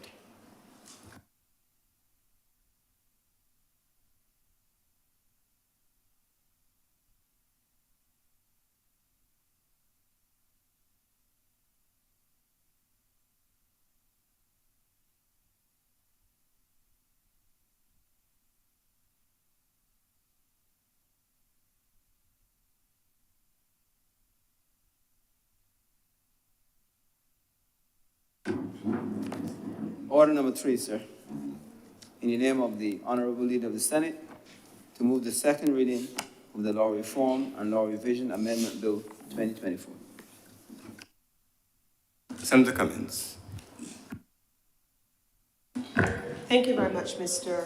President. The amendment before the Honorable Senate is certainly nothing as monumental as that which we have just finished debating, but it was my absolute privilege to have sat through what was perhaps one of the most comprehensive presentations on social justice, labor rights, and the history of politics in Barbados that we have had in the Senate for some time. I think it augurs well for what is up ahead and what is still to come. But, Mr. President, the bill before us seeks to regularize the functionings of the Law Reform and Law Revision Commission that was established in 2019 under this Barbados Labour Party administration, Mr. President. This amendment, as you can see, order number 3, Mr. President, seeks to, in effect, create the provisions that will allow, through these amendments, for the establishment of the Law Reform Commission to function as effectively a body corporate.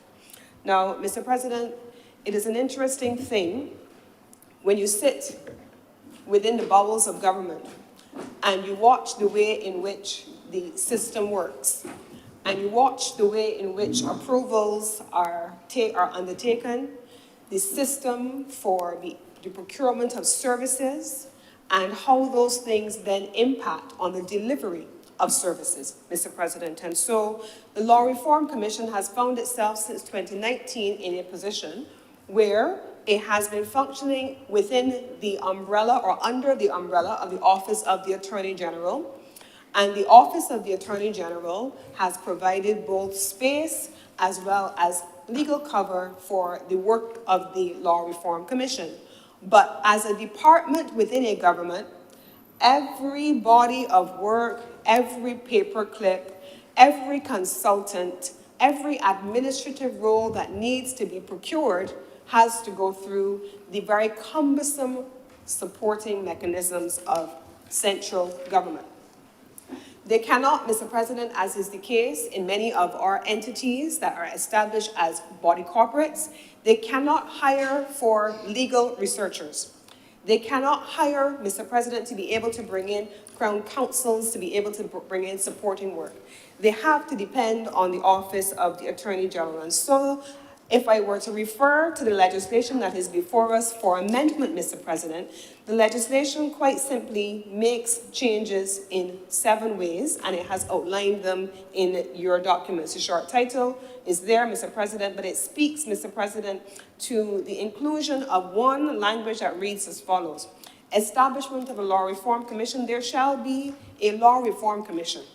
The Law Reform Commission is a body corporate to which Section 21 of the Interpretation Act applies, and if you were to go to Section 21 of the Interpretation Act, it outlines what is attributed to a body corporate and what kinds of responsibilities and liabilities are accrued to that entity.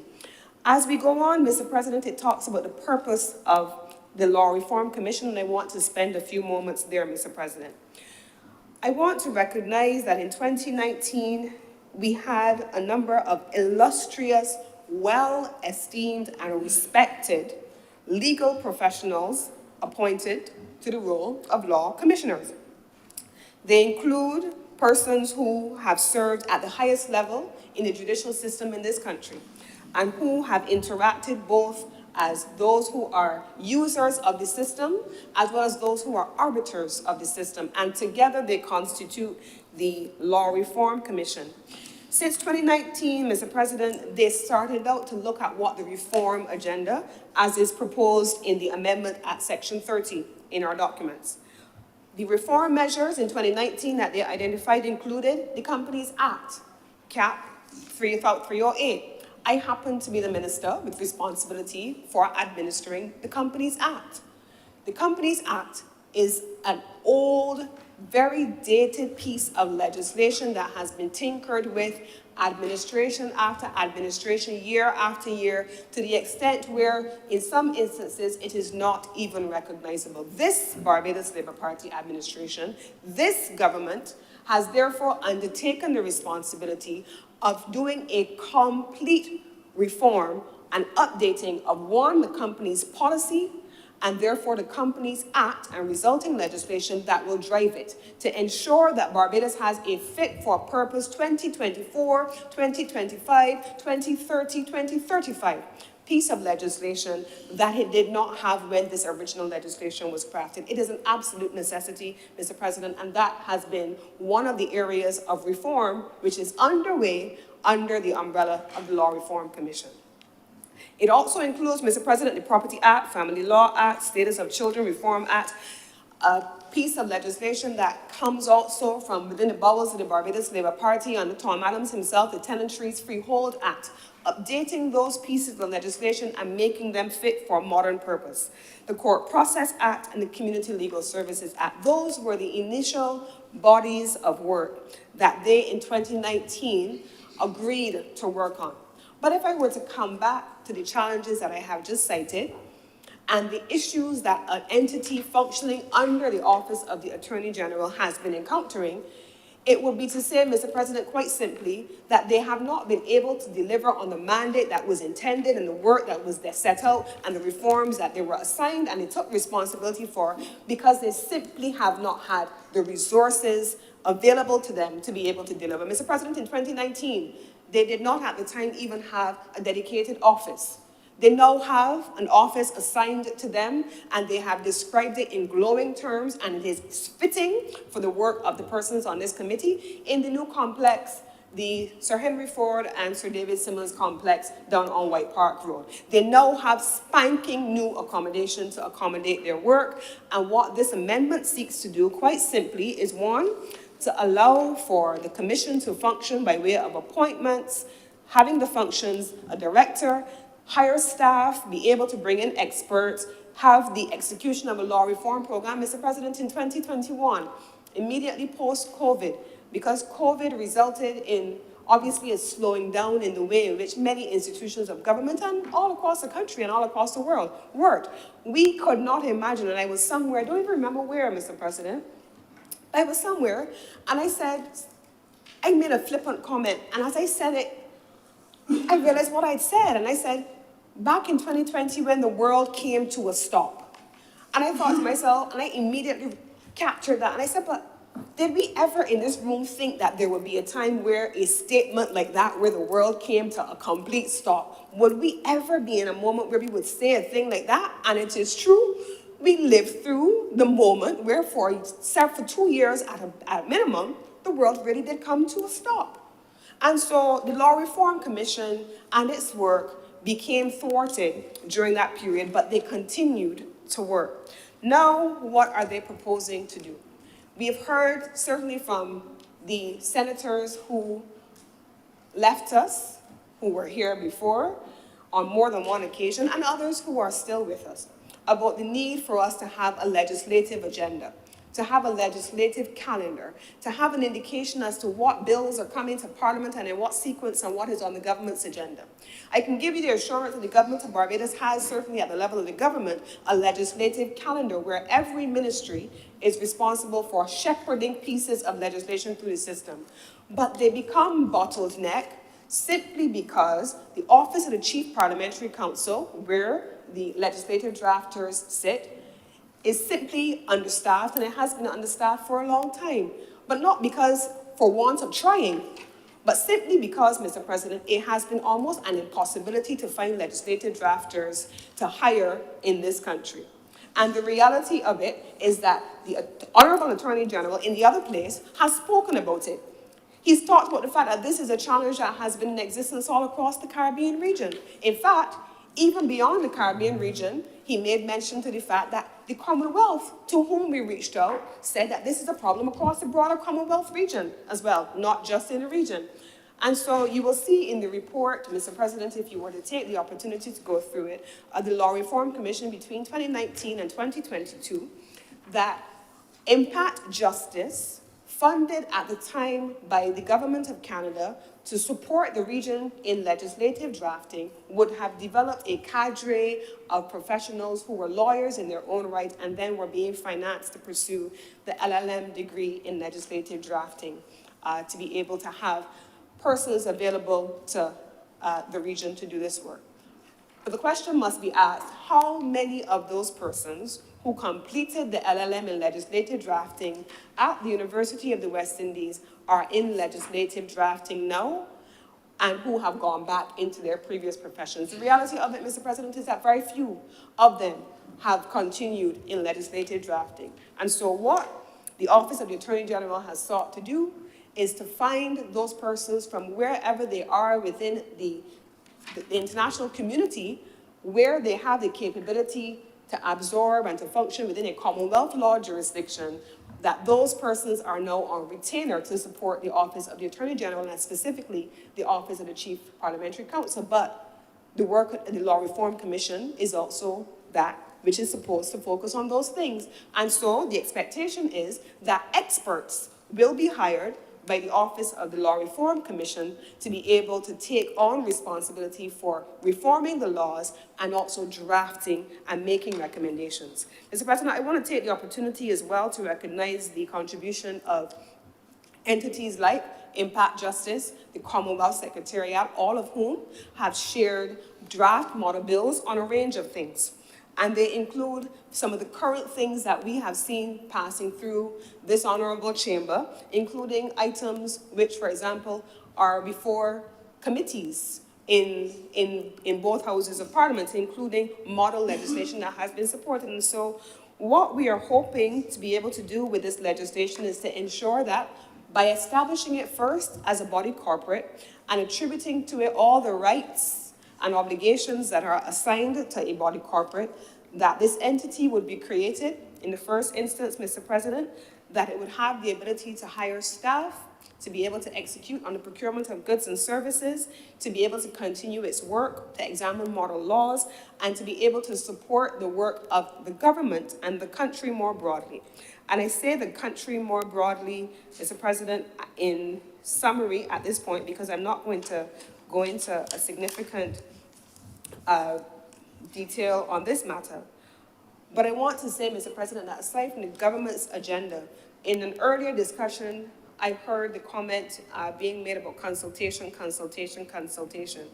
This is a government that has, even before we had a new opposition, we consulted, we consulted, we consulted. We engaged and we opened the door at all times for people to come forward and give recommendations. The Law Reform Commission was no different. The Law Reform Commission, Mr. President, received all kinds of submissions ranging from the Barbados Association of Medical Practitioners, CITUSAB, private individuals who came forward and made recommendations on legislation that they felt needed to be reformed.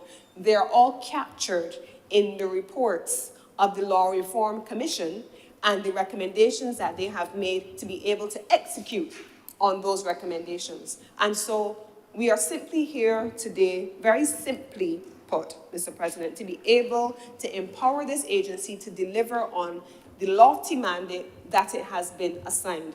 And it is my expectation that this is a matter that therefore should attract very little contention, but in fairness, perhaps I may be too hopeful, given the fact that a matter which really ought not to have attracted too much angst actually did. But I want to commend this bill very simply to this honorable chamber. I want to commend the work of the Law Reform Commission. I want to commend the work of the Law Reform Commissioners who have continued to deliver even under very difficult circumstances. And I want to stress that from the government's perspective, the work of the Law Reform Commission remains critical to the development of a modern set of laws that Barbados can be proud of. We don't yet have that. We in this honorable chamber complain oftentimes, or hear others complain all the time, that you have difficulty finding principled legislation or consolidated legislation because they're not all in a single place. The work of the Law Reform Commission is meant to address many of those things. We often have difficulties, Mr. President, with finding where the legislation interacts with the amendments that are before us. The work of the Law Reform Commission is expected to address those things. And so we would imagine that all members of this honorable chamber will therefore be in support of the establishment as a body corporate of the Law Reform Commission, allowing it and its very able leadership of the Law Reform Commissions to pursue the administrative acts that are necessary to allow it to execute on its duties. And with these very few words, Mr. President, I beg to move that this bill now be read a second time. Thank you, Senator Cummings. Senator Watson. Mr. President, excuse me, I am somewhat of an oddity in my profession because I like legislative drafting. They probably would say those who can't draft. I differ because laws, of course, are the embodiment of government policy. For me, they are your marching orders, your directions, set out how things are to be done. Thus, I must take this opportunity to differ with a sentiment expressed in an earlier debate here today that addressing the details of the bill being then considered was an academic exercise. It cannot be considered to be an academic exercise because it is a working document. On a point of order, Mr. President. What's the point of order? The point of order that is that the honorable member, by seeking to bring into this debate points made in an earlier debate, would be in breach of the rules of the standing orders. I will give the honorable senator adequate time to learn them, but this is a lesson, sir. The honorable senator should also instruct her colleagues on the government side, given that just a few moments ago, a similar reference was made to an earlier debate. But I will move on. I will not be distracted by meaningless interruptions. No. Let me just say, I've taken note of the points. I allowed both senators to have a glancing blow. I didn't think it went far enough to represent a reflection or comment on previously passed legislation, but rest assured, I listened very carefully and monitored. But all senators take note that a substantive motion is required in order to reflect on previously made decisions. But however, from time to time, whether recent be same sitting or early in the session, there will be references made to legislation passed, but certainly not a full reflection or revisitation of the issues and content therein. But certainly the note of the standing orders is important for all to consider. Please continue, Senator Watson. Thank you, Mr. President. Mr. President, the Law Revision and Law Reform Amendment Act 2024 is of interest to me as a practitioner. And I will just make a few comments on my observations as to where I think some enhancement might be required. I am not against the bill, but I do think that there are some additional amendments that perhaps ought to be made or can be considered for future drafting, ironically. When we look at section 29 of the recommended section 29 of the bill, so that's section 3 of the bill, funding for this new body corporate is going to be key. And experiences in other jurisdictions are that have had longstanding law reform agencies point to control or frustration of the agency's work through the control of the agency's budget. So I want to exhort the government to ensure that the Law Reform Commission is adequately resourced, adequately having the appropriate funding, so that its very important work can be executed, and so as to avoid making their work merely performative. When we turn to the appointment of members of the Law Reform Commission, we acknowledge that the intention is to continue to have the commission comprise merely senior attorneys, including a judge. I differ. And at this point, I do want to acknowledge the work of the current commissioners, and we in the Bar Association see their work from time to time and are requested to make comment. And I want to thank you, because drafting is a somewhat thankless task. And so I want to formally acknowledge their work and thank them for that work. We know, Mr. President, that lawyers are the font of all knowledge. Everybody can laugh now, except the lawyers. Of course, acknowledging that, we do also accept that modern law reform systems will require the inputs of other knowledgeable experts. And in fact, we also have to acknowledge that the presence on a law reform commission doesn't necessarily mean that you are expert. Therefore, I would ask the government to consider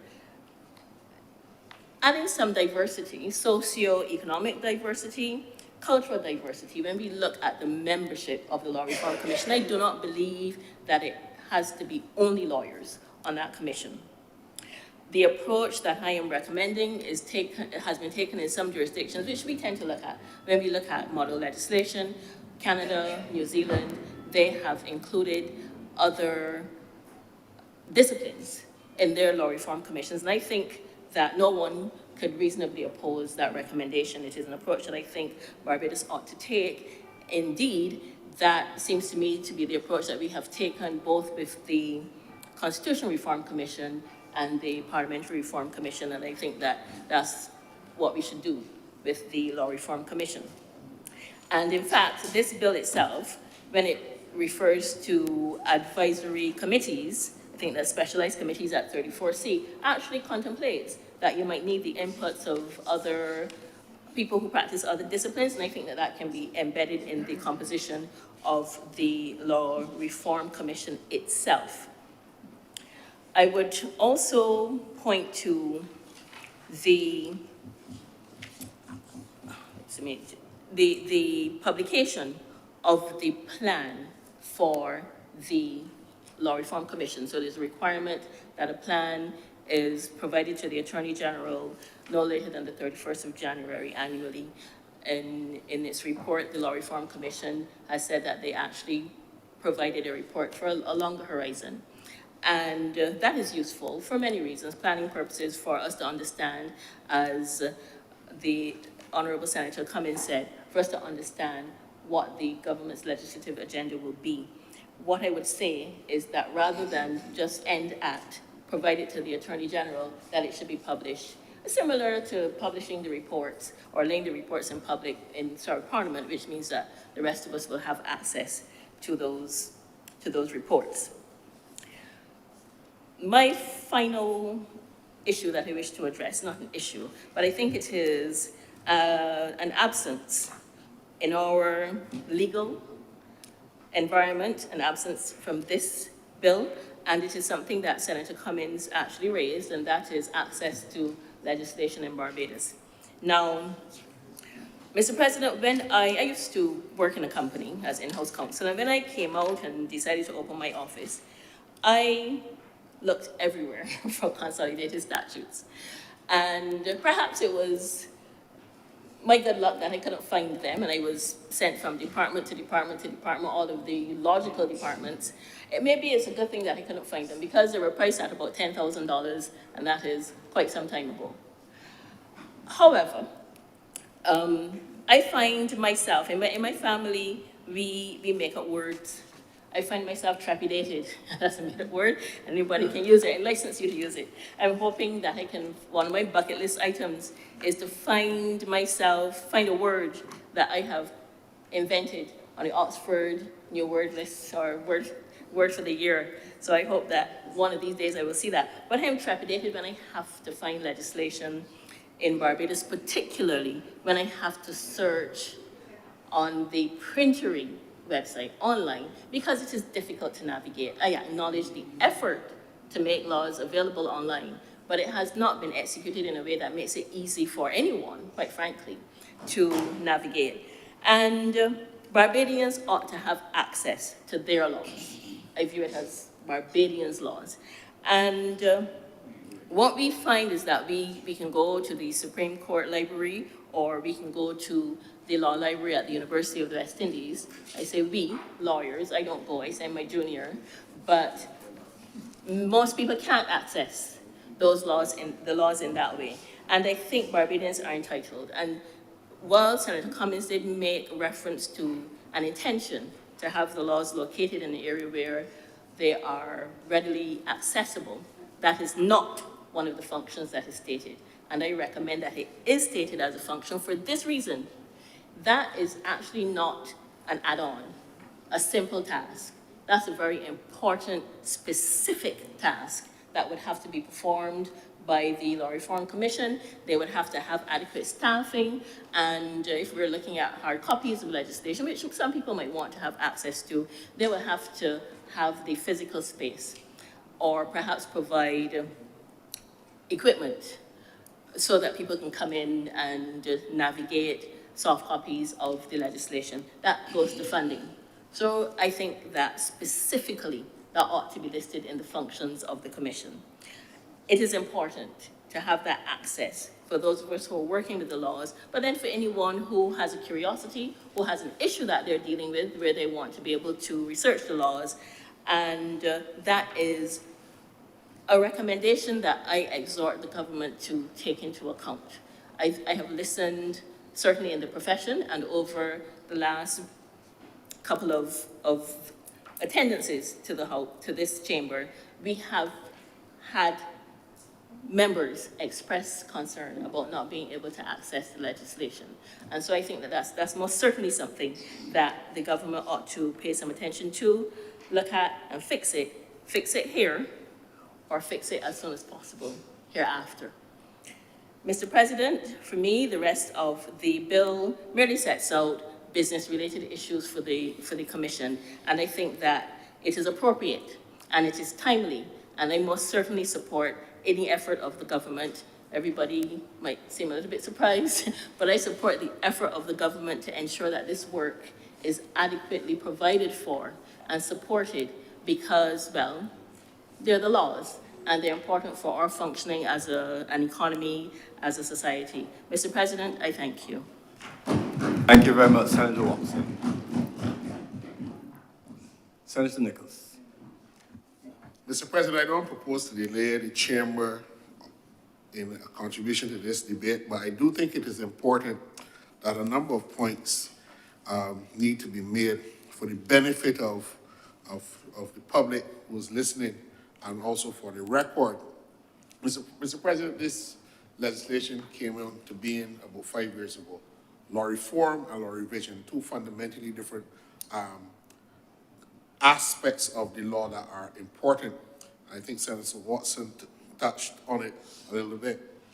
Sir, it is difficult to find, from a conceptual level, to justify what is Barbadian law.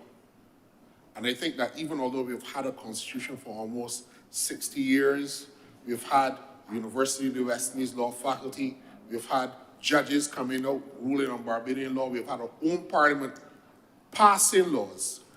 A lot of the laws that we have passed into effect have come from places, societies, and cultures that are fundamentally different from our own. And you get the impression that it is almost like when you are wearing a ill-fitting garment from a other relative or a shoe that is too small or too big. We have to take ownership and pride in them, but at the same time, we recognize that they are not fundamentally our own. And I say that, and I see the look of consternation on some of the other senators, but the laws that we inherit or that we bring into our own domestic sphere, coming right down the stream, were never meant to govern the societies like ours in the Caribbean. And we have struggled often, even when we have carved out legislation specifically for the Caribbean and specifically for Barbados' needs. When we look at some of the judgments of the courts have this unyielding fidelity to the English common law as this indivisible system of law. And even although our Constitution is in writing, and it is what we would say sui generis in a class of its own, we have had many instances where the constitutional provisions that are spelled out in our Caribbean countries, where there's no written constitution in England, has been interpreted as if it mirrored the common law of England.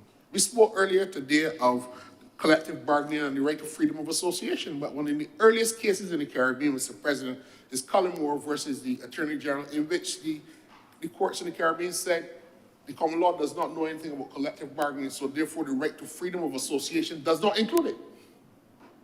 And we have had a systematic attempt, Mr. President, to fashion and refashion our laws within that frame, so that this debate is timely. The reorganization of that voluntary group of lawyers in the Attorney General's office that moved from a voluntary group into a department, now into this autonomous body corporate that is contemplated here by the passage of this amendment, is monumental, because it gives us the opportunity, Mr. President, to create a systematic basis for the reformers of our laws. And when we speak of reform, Mr. President, there are so many things going on in the field of law today that the mind boggles as to how these officers or these employees will be able to deal with all of the work. Mr. President, if we were to tell you that the basis on which people organize businesses is in the form of a contract, whether in writing or evidence in documents or orally or what's not, that is the way business has been done for hundreds and hundreds of years. But we are now in the era of disruptive technologies that require a different legal framework to manage these things. There's something called a smart contract done on the blockchain, that the parties, all of the relevant terms and conditions of their business is organized on a blockchain platform. And if there's a breach, you don't need a court. The algorithm resolves the matter for the parties. We need to have laws to govern the interface between smart contracts and how we do business in the future. Because artificial intelligence and disruptive technologies are things that are now important, challenging the way in which law has been conceived. Hundreds of centuries of common law principles are being challenged. This is the thing that big societies with a progressive view for the future are contemplating as we speak. Mr. President, the University of West Indies is conducting the commercial workshop, commercial law workshop in July on this very issue. Well, why do I say that, Mr. President? To what extent do we as a society have people capable of being able to be the leaders in these respective fields to which Senator Watson spoke? So that the reform of all law has to take on a much more robust, systematic approach to it. And I would really like to call, Mr. President, for some training to be done for the benefit of lawyers to engage in not only the process of drafting, but in the process of engaging in law reform. Mr. President, this bill also speaks to the question of law revision. And these are some of the comments that Senator Watson in her last part of her speech was referring to. Yes, it is difficult to deal with legislation because we have not had a commitment to revising the laws of our country when they have been passed in this place. In fact, my experience since returning to the chamber almost now 2 years is that there have been bills that have been brought here for the first time and have come back for amendment. And there has been another amendment, a third amendment. And you now have to try to work out how you're going to deal with the bill to amend the act, which does not reproduce the previous legislation, but it says clause 2 substitutes section 29 by deleting this paragraph, and it becomes even difficult for persons to participate in debates of this nature because we have never had, or we have not had for a long time, a consistent commitment to the revision of our laws. It is difficult, Mr. President, to find in one place the Constitution of Barbados, and we have not had many amendments to our Constitution to the extent that why is it impossible, or I should say impossible, Mr. President, why is it difficult for somebody to produce a Constitution with all the necessary amendments and not give me the 1966 Constitution and 6 amendment acts that have been passed, so then you have to sift through them in order to determine what is what. That is why people make some comments that they make not understanding that the Constitution has been substantially revised within the context of our own Republican Constitution and understanding where that goes. So, Mr. President, I'm calling for a more robust approach, not only to I'm trying to find work for lawyers, but so that the work of the Law Reform Commission can be able to engage the services of experts or persons who are able to inform of a lot of the things that are necessary. Sir, I am worried that we are only at the tip of the iceberg here. This is necessary. These reforms are necessary because I do not have this unyielding fidelity to the structure of our civil service and the way how the civil service conceptualizes employment and work for people. That is too cumbersome for my mind. Perhaps that was a time before, but certainly hiring civil service on the way in which they are done and not knocking that process is not going to allow us to have that flexibility and nimbleness that is required in order to meet the legislative requirements of reforming Barbados's law to keep our law current. Mr. President, we have too many laws on our statute books that have long passed their time. We have laws that have been conceptualized in the Victorian period or the pre-Victorian period that are still laws in our country. We have approaches to these laws that have been consistent over the last 60, 70 years that is not synchronizing with the way in which the society has evolved in terms of understanding the mores and the various values that the society exudes. But they're the law. And it reminds me of that discussion in Lewis Carroll's book and also Shakespeare's book when the law would have to be an ass. When that discussion is between the characters in one of Shakespeare's plays, it escapes me now, Mr. President. And also Dickens in Oliver Twist speaks about it, where the characters bumble and so. How can the law say these things? We confront these every day. We don't change it because this is how the law has always been. Mr. President, do you know that if you wanted to sell any meat anywhere outside the precincts of this building, there's an 1846 piece of legislation that would say that you can't sell meat or cold storage? And that law that was contemplated to restrict commerce among people in a society that evolved just out of emancipation is the law that the police used to run vendors off the street for selling clothing, when the law itself does not relate to clothing. When the law only speaks of two markets, Fairchild Street, there's no Fairchild Street market anymore. But we still have a Market and Slaughterhouses Act on our statute books because we have not given to reform of law the energy that is needed. Yes, in the 70s, we welcomed the outlawing of bastardy by the Status of Children Reform Act, and how women were treated in this country with reforms to the Family Law Act. But those were the 70s, Mr. President.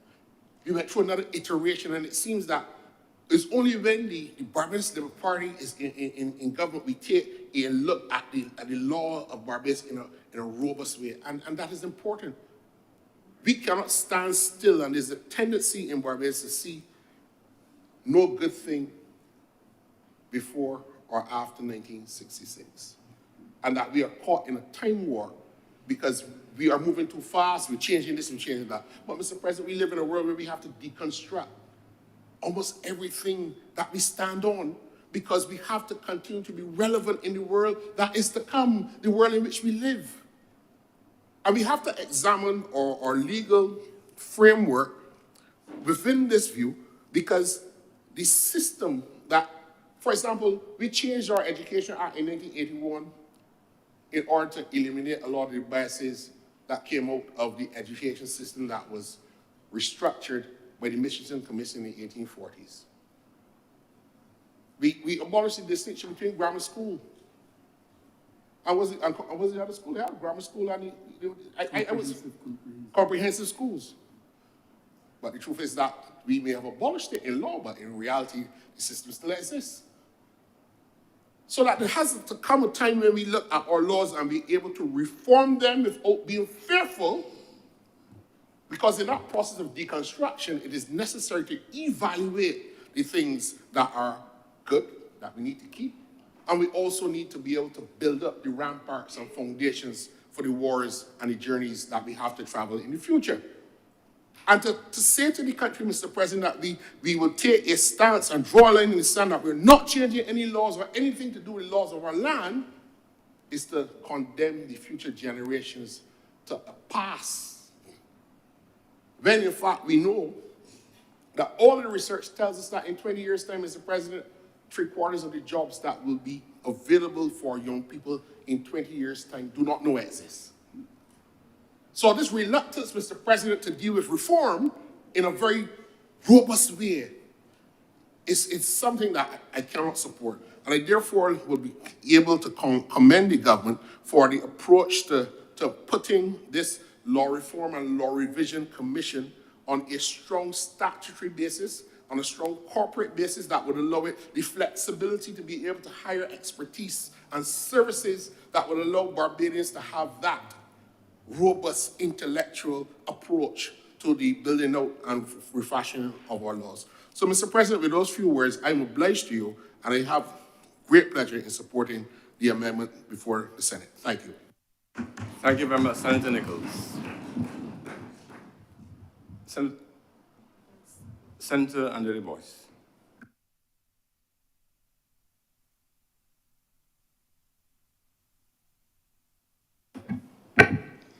Thank you, Mr. President, for recognizing me.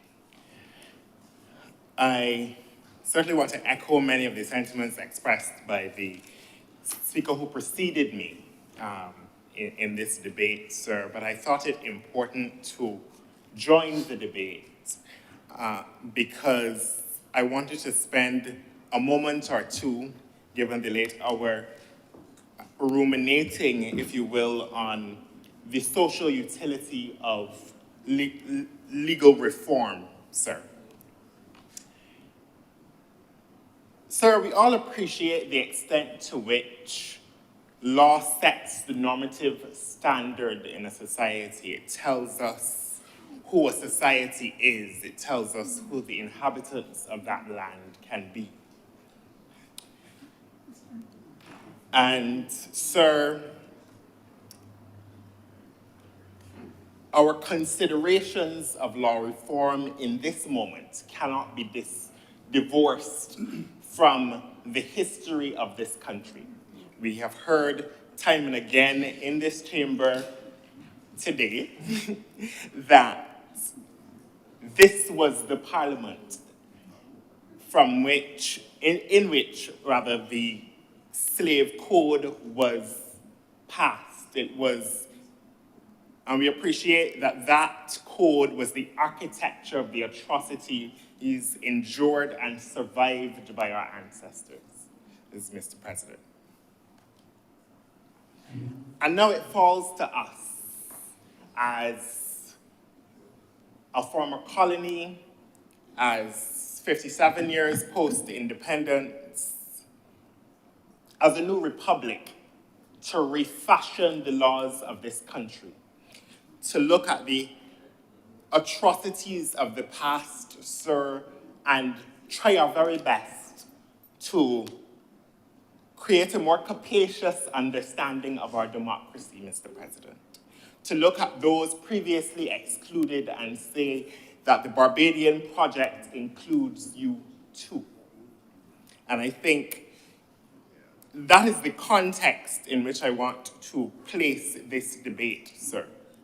Because while the amendment appears to be a mere administrative matter, it is about giving the Commission the ability to refashion our laws, Mr. President, to consider developments, and like I said, to include the previously excluded.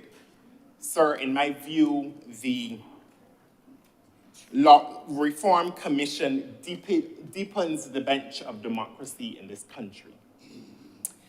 I pay particular attention to the suggestion, and you permit me if I refer to my notes, the part of the aims and objectives of the Commission that says that the Commission will accept and consider the proposals and suggestions of Barbadians, Mr. President. Senator Nichols talked about the extent to which laws in this country, many laws in this country, remain from the Victorian era, sir. We have had in this country an architecture of child protection and child justice that is 100 years old and goes back to the time when the relationship between the state and the citizen was one of subjugation, sir. And then there's the example of persons with disabilities who in the history of this country have never had comprehensive legislative protections. And the Law Reform Commission has participated, well, let me first say, as many of you are already aware, that both those matters, the issues of child justice and child protection and the issues of disability, are properly on the government's agenda, sir. And the Law Reform Commission has participated significantly in the development of those modern pieces of legislation, sir, and I hope I do not trespass on the rules to say that when they are considered in this House, that my heart as a young Barbadian, a young Black person with a disability in this House, my heart will sing, sir. That is the social utility of a Law Reform Commission. So this is not just an administrative matter. It isn't just an academic matter. It is about how we make this country just and even more just still. And with those words, Mr. President, I'm obliged to you. Thank you very much, Senator Andre Boyce. Senator Cummins. Thank you very much, Mr. President. I want to acknowledge the honourable senators who have addressed the chamber and who remain engaged on this topic. I know that the hour is late, but I want to thank each and every one of them, starting first with Senator Watson for her recommendations on enhancements.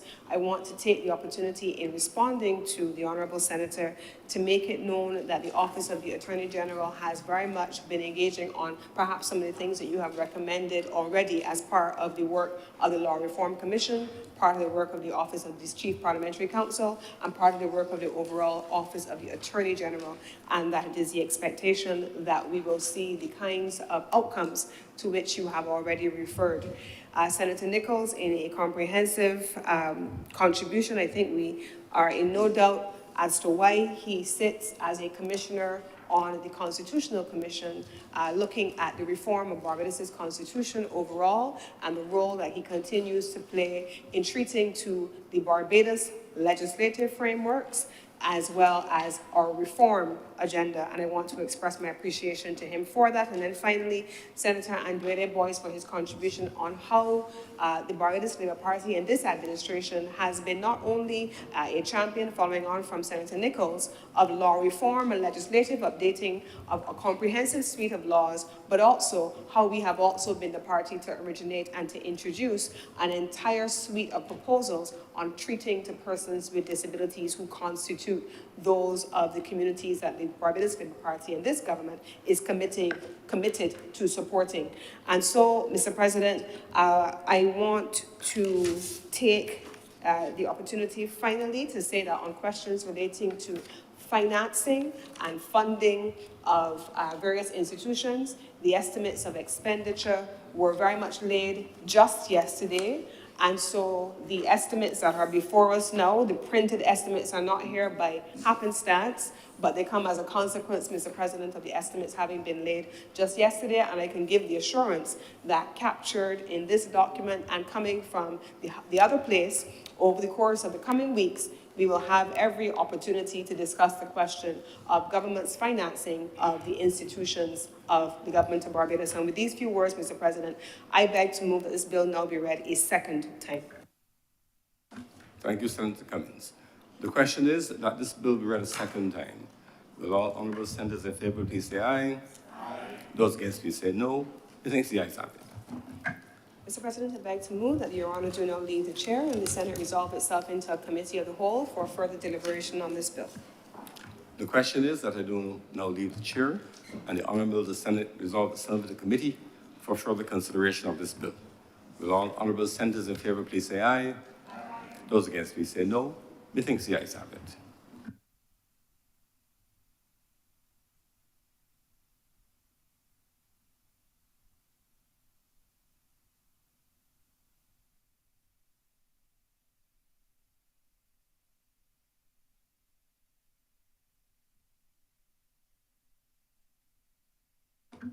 The Senate is now in committee. Clause 1. Madam Chair, I beg to move that Clause 1 do now stand part. The question is that Clause 1 do now stand part. Oh, will all honourable senators in favour please say aye?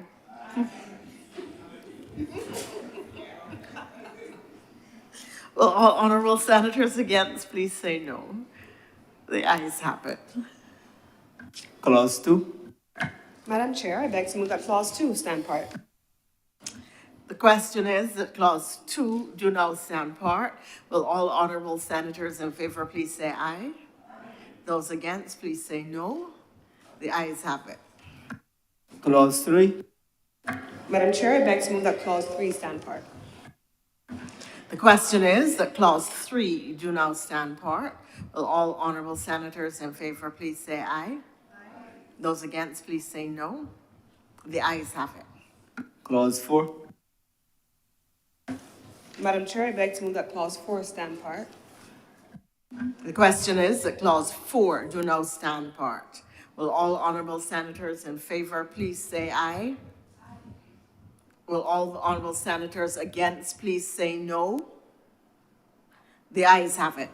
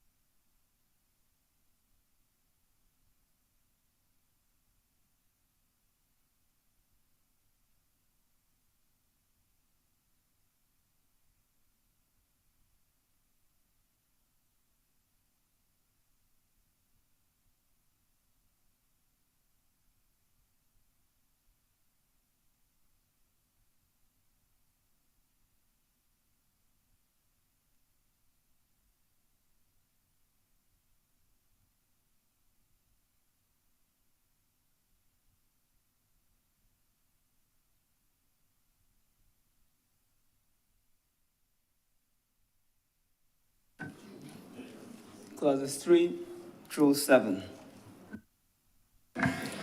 Madam Chair, I beg to move that parts 3 through 7 do now stand part.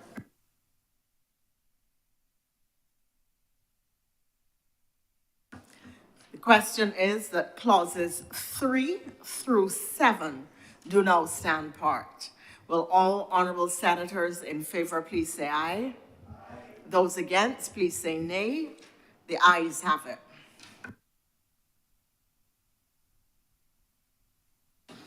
Schedule. Madam Chair, I beg to move that the schedule be the schedule to the bill.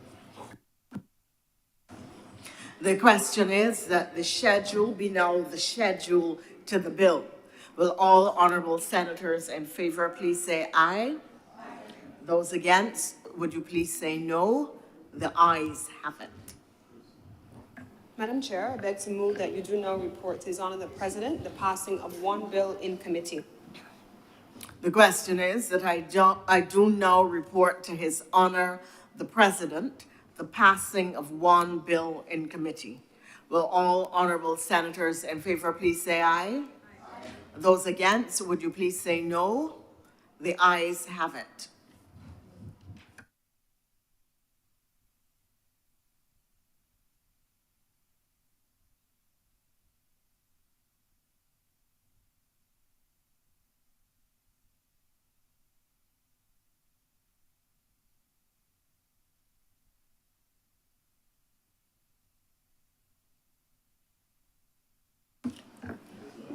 The chairman has reported to me the passing of one bill in committee. Mr. President, I beg to move that this bill now be read a third time. The question is that this bill be read a third time. Will all honorable senators in favor please say aye? Those against, please say no. Who thinks the ayes have it? Mr. President, I beg to move that this bill do now pass and be cited as the Law Revision and Law Reform Amendment Act of 2024. The question is that this bill will now pass and be cited as the Law Revision and Law Reform Amendment Act 2024. All honorable senators in favor, please say aye. Those against, please say no. Thinks the ayes have it. This bill is now passed and so cited.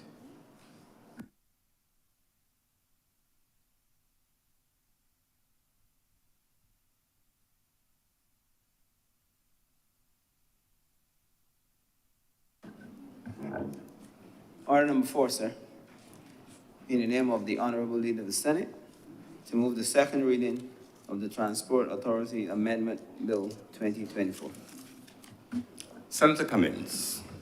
Mr. President, I know that the hour is late, and I see the looks of some looking at me to see if I'm going to do this bill. But, Mr. President, we are here to do people's business, and the government of Barbados will do the government's business. And so we are going to push through the agenda and finish the items that are on our order paper for today. So, Mr. President, this is quite a simple amendment. There are two amendments that are being contemplated in this draft bill.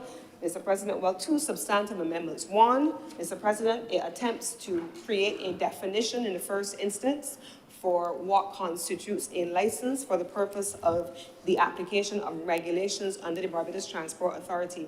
Mr. President, I will not spend any time tonight talking about the public service transportation system because it has been well articulated, well ventilated over many years. When I spent some time in preparing for this debate today, Mr. President, I was able to go back as far as 2011 and before 2007 and before then to where these issues in the public transportation system originated. I was able, Mr. President, to be able to go back into the draft of the history all the way back to the original Transport Authority Act, Mr. President, from in 1955. We know all of these things. We've talked about them ad nauseum, for sure, Mr. President. I'm sure that perhaps I may be the only person who had to depend on the established print media to see a viral video circulating just this week of PSVs behaving in the way that we have talked about PSVs behaving for an extended period of time, certainly a minority and not a majority, but too many is, one is too many, and we want to be able to bring order to the road. So in simple, In simple terms, Mr. President, what the government has sought to do is to empower the Barbados Transport Authority to be able to deal with the management of PSVs on the road.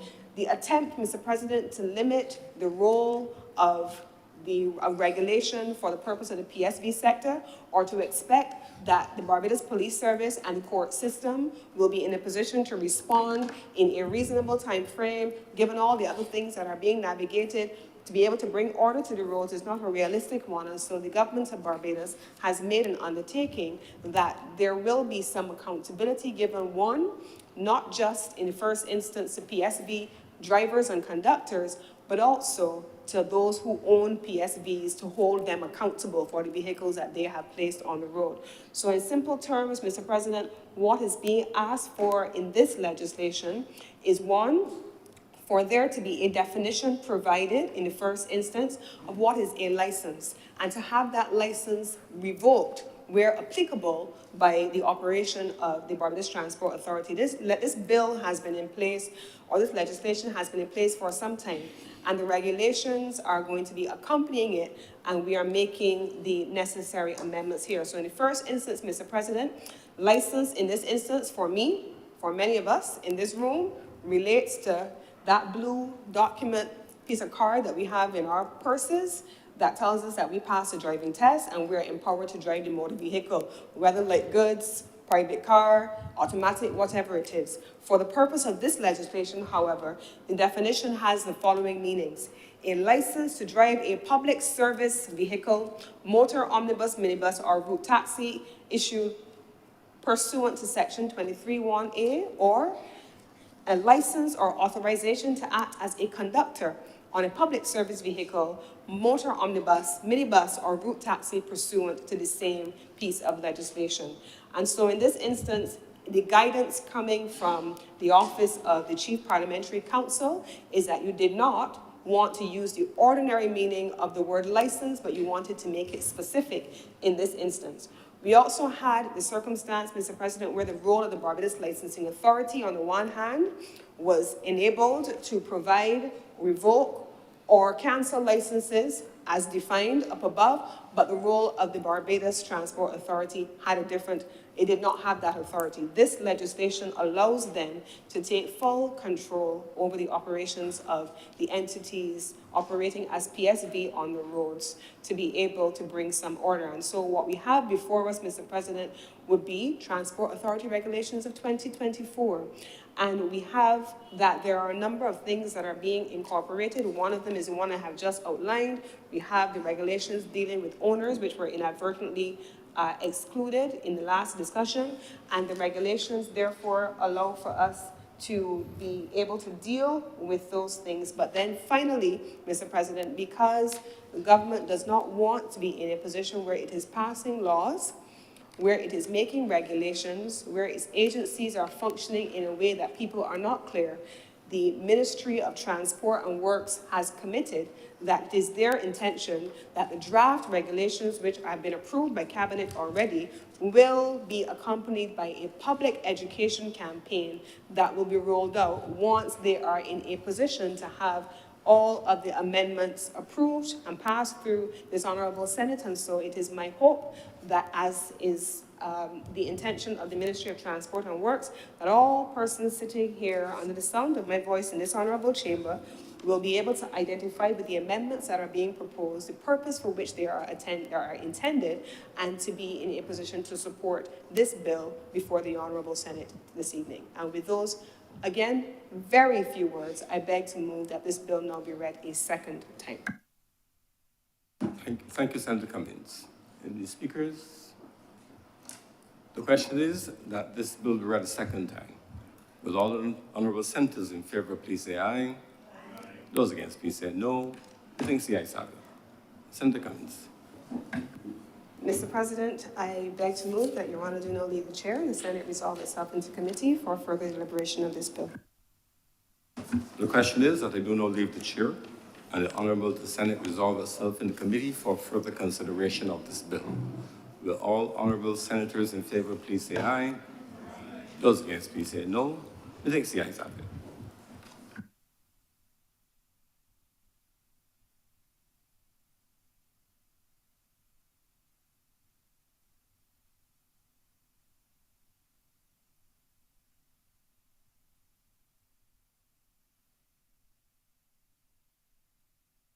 The Senate is now in committee. Clauses 1 through 4.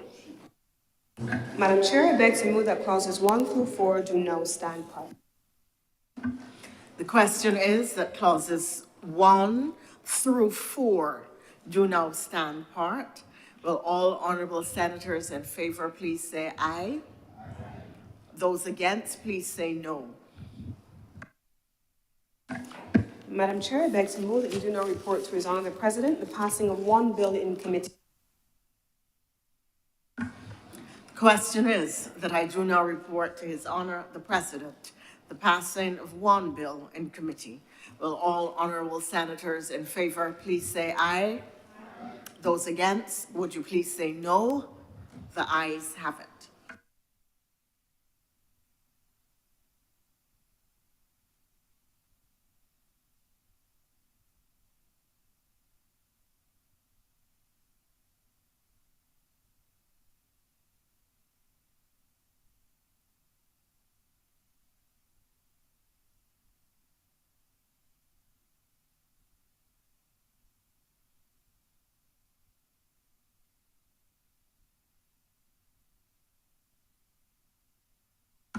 The chairman has reported the passing of one bill in committee.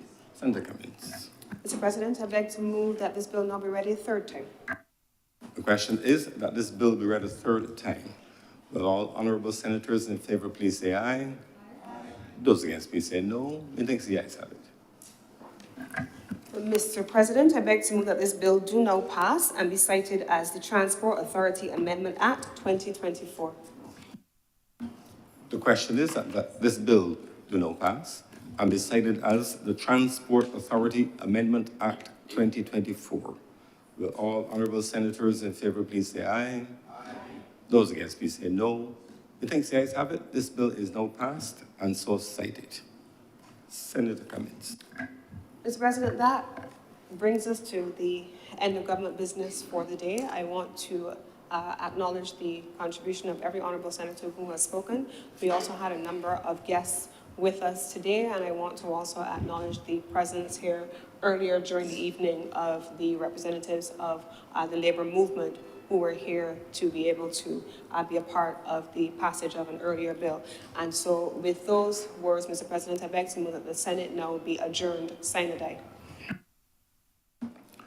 The question is that the Honorable Senate be adjourned sine die. Will all honorable senators in favor please say aye? Those against, please say no. Methinks the ayes have it. The Senate is adjourned sine die.